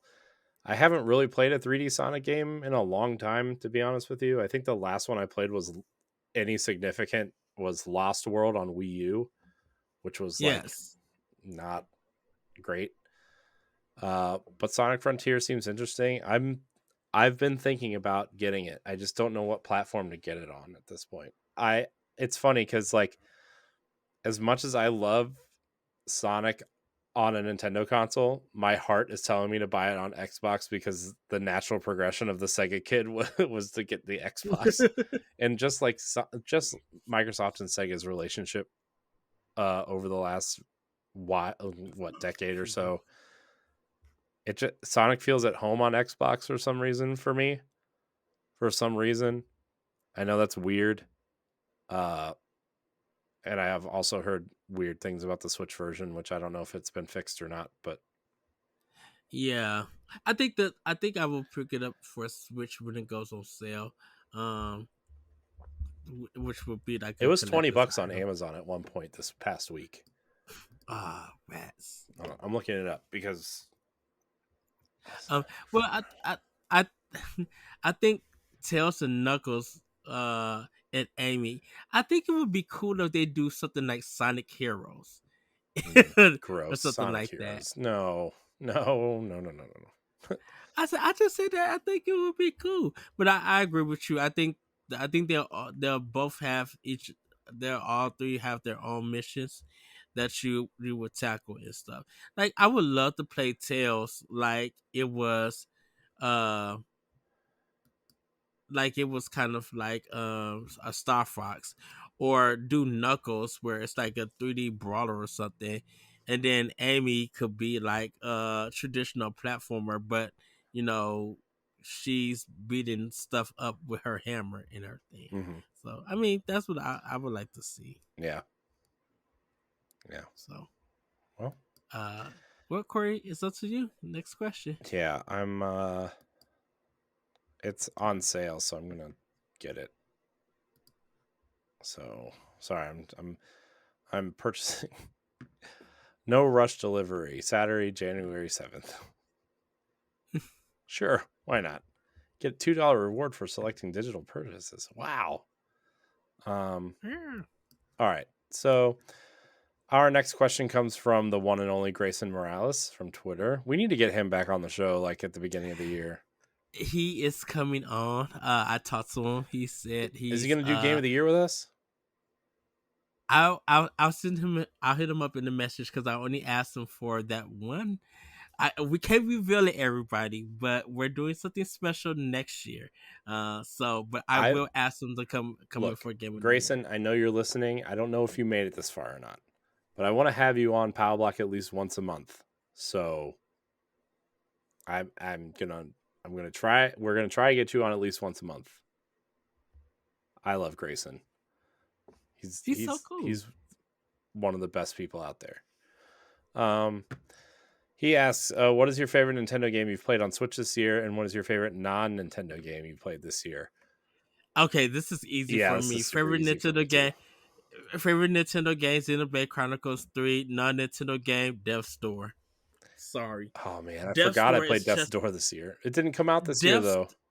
I know that, but man, Death's Door is Oh, I top forgot Death's tier. Door Like came out this year, or I it's played it a this year. it's a it's a top. He didn't say. He just I said non know, Nintendo that you but played. I limited it to what came out this year for my Oh, own. it literally is a top tier game for me. Corey, I'll Oh. let you speak on. Yeah, man, Death's Door, so good. We got to do that spoiler alert on that game soon. Yes, We got to get at least one more person in on that though, and I want to do it before I forget the game. So, yes. my favorite Nintendo game I played this year, Fire Emblem Warriors 3 Hopes, by far I think this year. I haven't played Bayonetta 3 yet though, so that could change. I have a lot to play in the next 3 weeks before game of the year. Exactly. But my favorite non-Nintendo game that I played on Switch this year is definitely Nier. I think Nier Automata is just a gem of a game, and I wish I would have played it sooner. Such a good game. I know it's so Just good. so It's so good. good. Please play Nier, everybody. Yes. Stephanie Klimov via Discord asks if Hideo Kojima made a game specifically for Nintendo with a Nintendo IP, what would that look like? Star Fox. Okay. Give me a Kojima Star Fox game. Why? Because I think you can be the weirdest with Star Fox. You can give us cool robot ships. You can do weird Kojima-y things, I think. I don't know. Star Fox, though. Give me Star Fox. I see. This Earthbound. is. Oh goodness, no! Do not touch Earthbound. See, Nobody should touch Earthbound. I think Kojima could do Eternal Darkness, or he could do Metroid. But I think he will go for Eternal Darkness because Mhm. even though he didn't get to make that game with Gail Del I cannot say his name right. Sorry, buddy. Guillermo del That Toro. Silent Hill. Yeah, that's him. That could do that Silent Hill game. Uh-huh. I think he can make that. I could think he can make Eternal Darkness creepy with some good voice acting and good cutscenes. I think he literally could take that and really do a part two because we've seen what he has done with Metal Gear Solid Twin Snakes. So why not take Eternal Darkness, a franchise that's been dormant for a long time? Why not bring that out of retirement and make that game creepy as ever? Mhm. and make it weird and yet make it your own movie style game. Like, because Eternal Darkness could be a narrative driven game that's almost like Death Stranding. He really could do that and just make it literally creepy. Or he could take Eternal Darkness and also do something like Snatcher with it. Mm-hmm. And I would be the Hotel Dust 212 as Snatcher game. Ooh. No, Eternal Darkness. He could do something like that, almost like Snatcher, or make it creepy as ever. And I'm like, okay, Kojima, I see what you're doing. Cause I don't know, Metroid as a zone of the Ender style game. Now Eternal Darkness. All You know right. what? I could see him also do Luigi's Mansion, Oh, just to see what nonsense that he will put into that game. every door you walk into is just a different weird world. Oh no. Yeah. All right. Our next question comes from Josh Martinez via Discord. He wants us to name the best game on each console. So I'm gonna run these through. Also listen to Ranking Nintendo because we kind of discussed some of this stuff. If you haven't done that already. The NES, Ed, what's the best game on NES? Best game on NES, Mega Man 2. Mario 3 for me. Game Boy. Tetris. Come on. No. No, it's Tetris. I'm sorry. No, it's Tetris. Stop it. Thank you, because Super Mario Land 2, not as good as Tetris. Great too. Nothing is as good as Tetris. Dude. Okay. Tetris. Nothing is as good as Tetris. Dude. Because, man. Super Nintendo. Tetris. Ooh. Turtles in Time.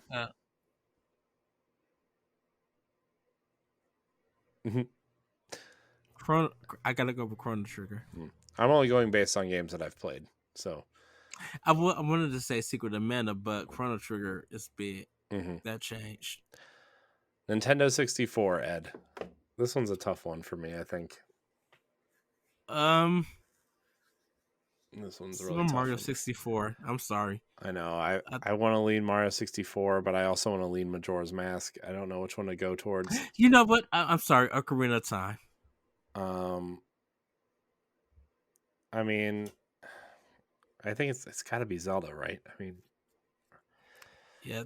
To me, it's Ocarina of Time. I really love Majora's Mask, but I think Ocarina of Time is probably the better game. I'm gonna say Ocarina of Time, even though I like Majora's Mask better. GameCube.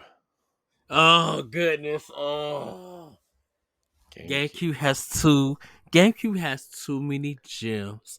So for me, I'm sorry, Nintendo, but I have to go with Tales of Symphonia. I mean, it's Twilight Princess for me. It's the best GameCube game. All right, we're gonna jump around here. Actually, Game Boy Color. The Legend of Zelda: Link to the Past. I mean, Link's Awakening. Link's Awakening. Yeah, I like the color version. Yeah. Than the original. Yeah, I would probably agree with you. I didn't play a lot of Game Boy Color only games though. The Mario Golf game though. Game Boy Advance. Best GBA game.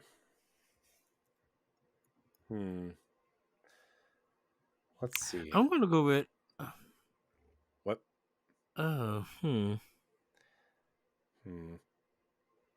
don't. Man, I only played like a few GBA games. I mean, you know what? I'm gonna go with Astro Boy. Oh, seems like a hot take. Is that a hot take? Astro Boy was done by Treasure, so that's why I'm gonna go with. Of course, it's your favorite game. There's so many good games on. I'm gonna have to go with. Man, I hate that I have to do this, but I didn't play a lot. Oh, well, you know what? Actually, I think Minish Cap is probably. You know what? I'm with you, Corey. Minish Cap. Mhm. Minish Cap for GBA. Yeah. Yes. Nintendo DS. Oh, Mario Kart DS is the best. Is the right answer. sorry, Hotel Dust. Room 212. Mm. No, Elite Beat Agents. Mm. Mm. Elite Beat. Let's go with the Wii. I'm gonna have a very, I wouldn't say controversial answer, but a very interesting answer. Super Mario Galaxy for me. I'm gonna go with The Last Story for me. I would have said Resident Evil 4, and I would have said Twilight Princess on Wii. Mm-hmm. Uh, but I think Wii U, even though this is not my answer for Wii U, I think Twilight Princess HD on Wii U is the definitive version for me. It is. So I like, Yeah. but that's not my answer for Wii U. Mm-hmm. Yeah. I mean, I'm trying to stay away from games that released on other platforms first. Mm-hmm. Not that that's some kind of weird rule or anything, but I already picked Twilight Princess for GameCube, and it's better than the Wii version anyway. But also, you're talking to a person who just did not play a lot of Wii games because I did not like the Wii all that much. But the Last Story was part of the Operation Rainfall list of games that people wanted ported from Japan. It was that. It was Xenoblade Chronicles and Pandora's Tower. Yeah. And Last Story is probably one of the best Final Fantasy games you've never played. It's so good. Made by Mistwalker, who also did Blue Dragon and Lost Odyssey on the Xbox 360. They also did that Phantasm game on mobile, and I think it's going Yeah. to make its way to consoles soon. I'm shocked that Mistwalker's games have not gotten any sort of modern port.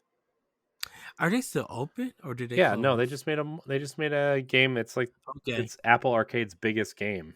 I forget what it's called. It's that diorama game that they made. Ah. Hold on, I gotta look it up now.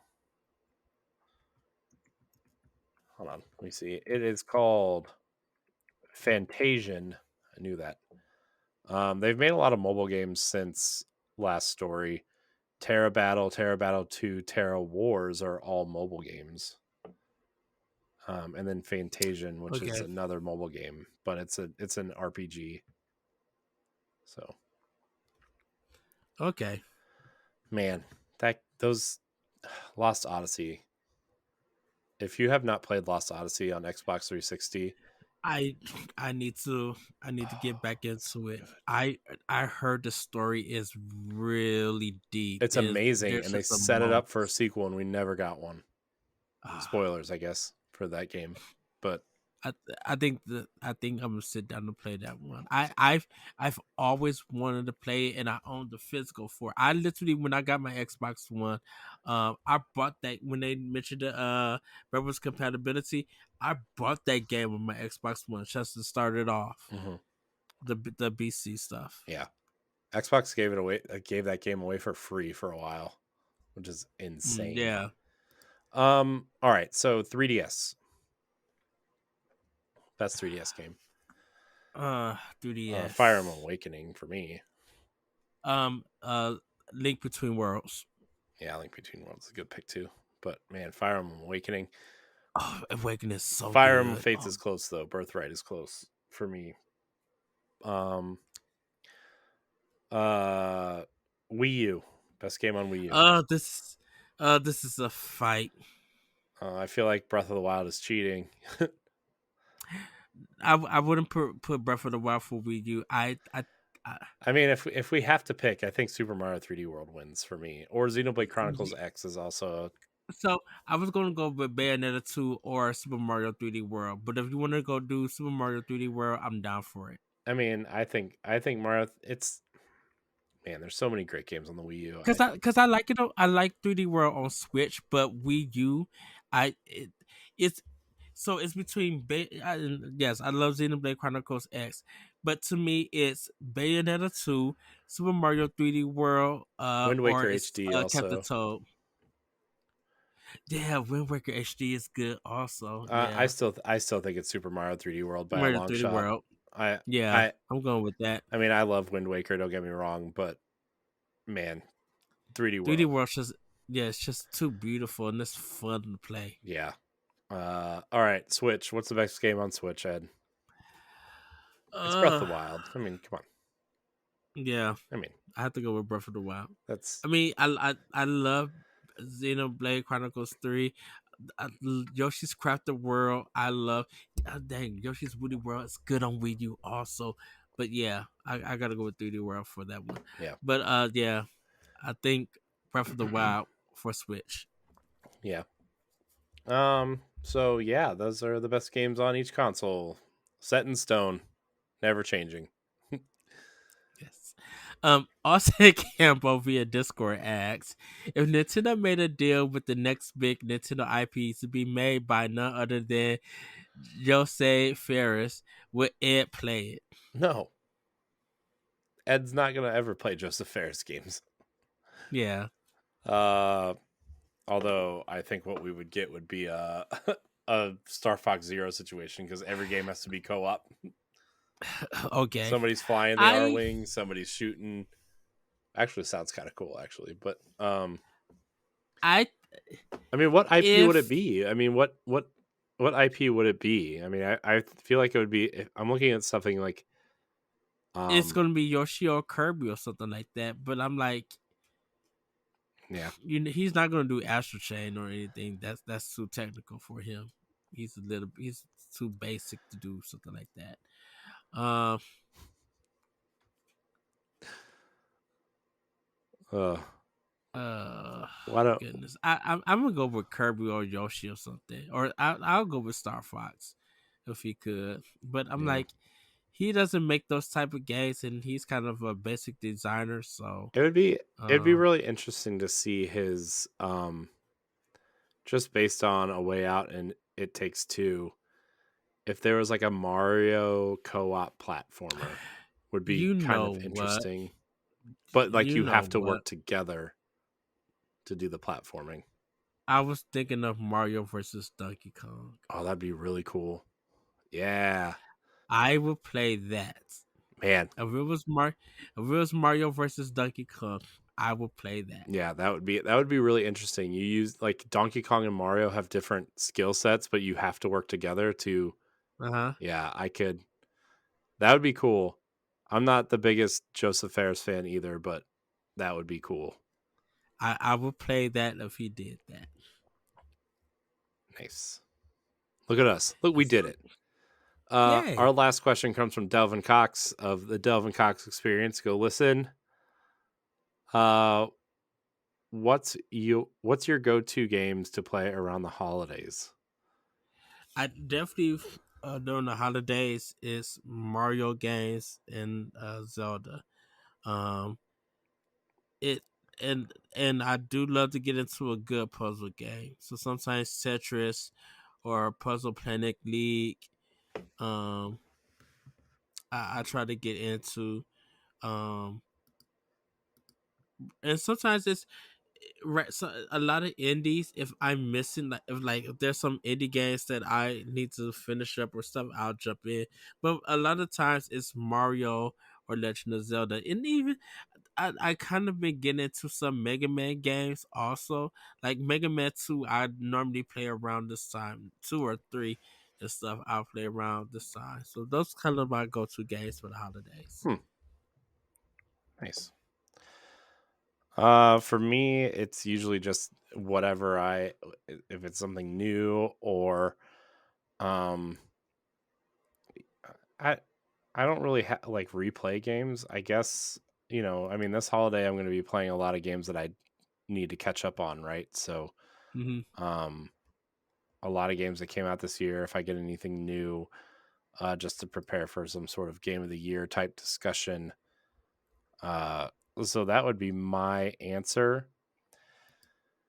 It's usually just something new.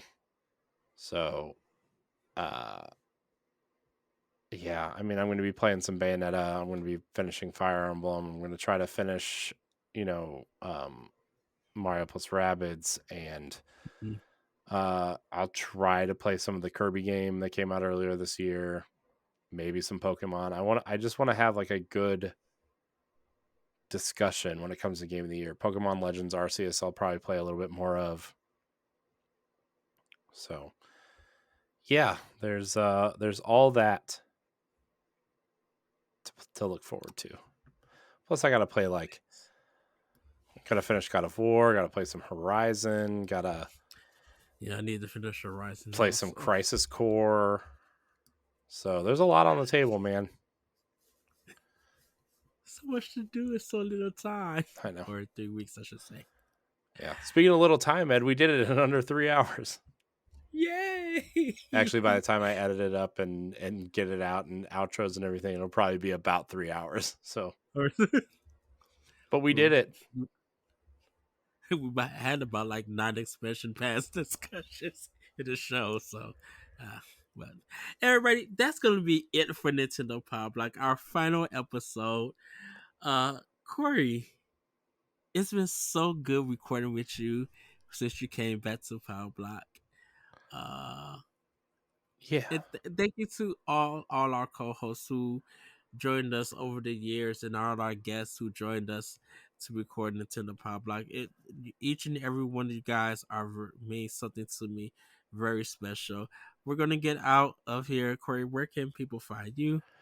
You can find me at I am Corey HG on Twitter and Instagram. You can also find me on Boss Rush Podcast and Expansion Pass and other things on the Boss Rush Network.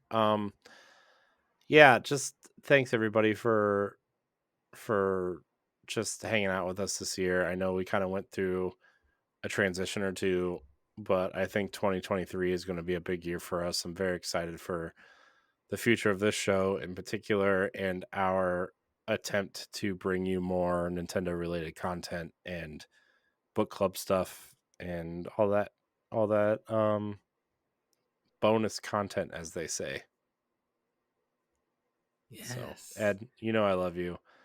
I know this isn't going to be the last time we talk, but it'll be the last time people hear us talk together. So, um, I hope you have a Merry Christmas and a Happy New Year and all the things in between.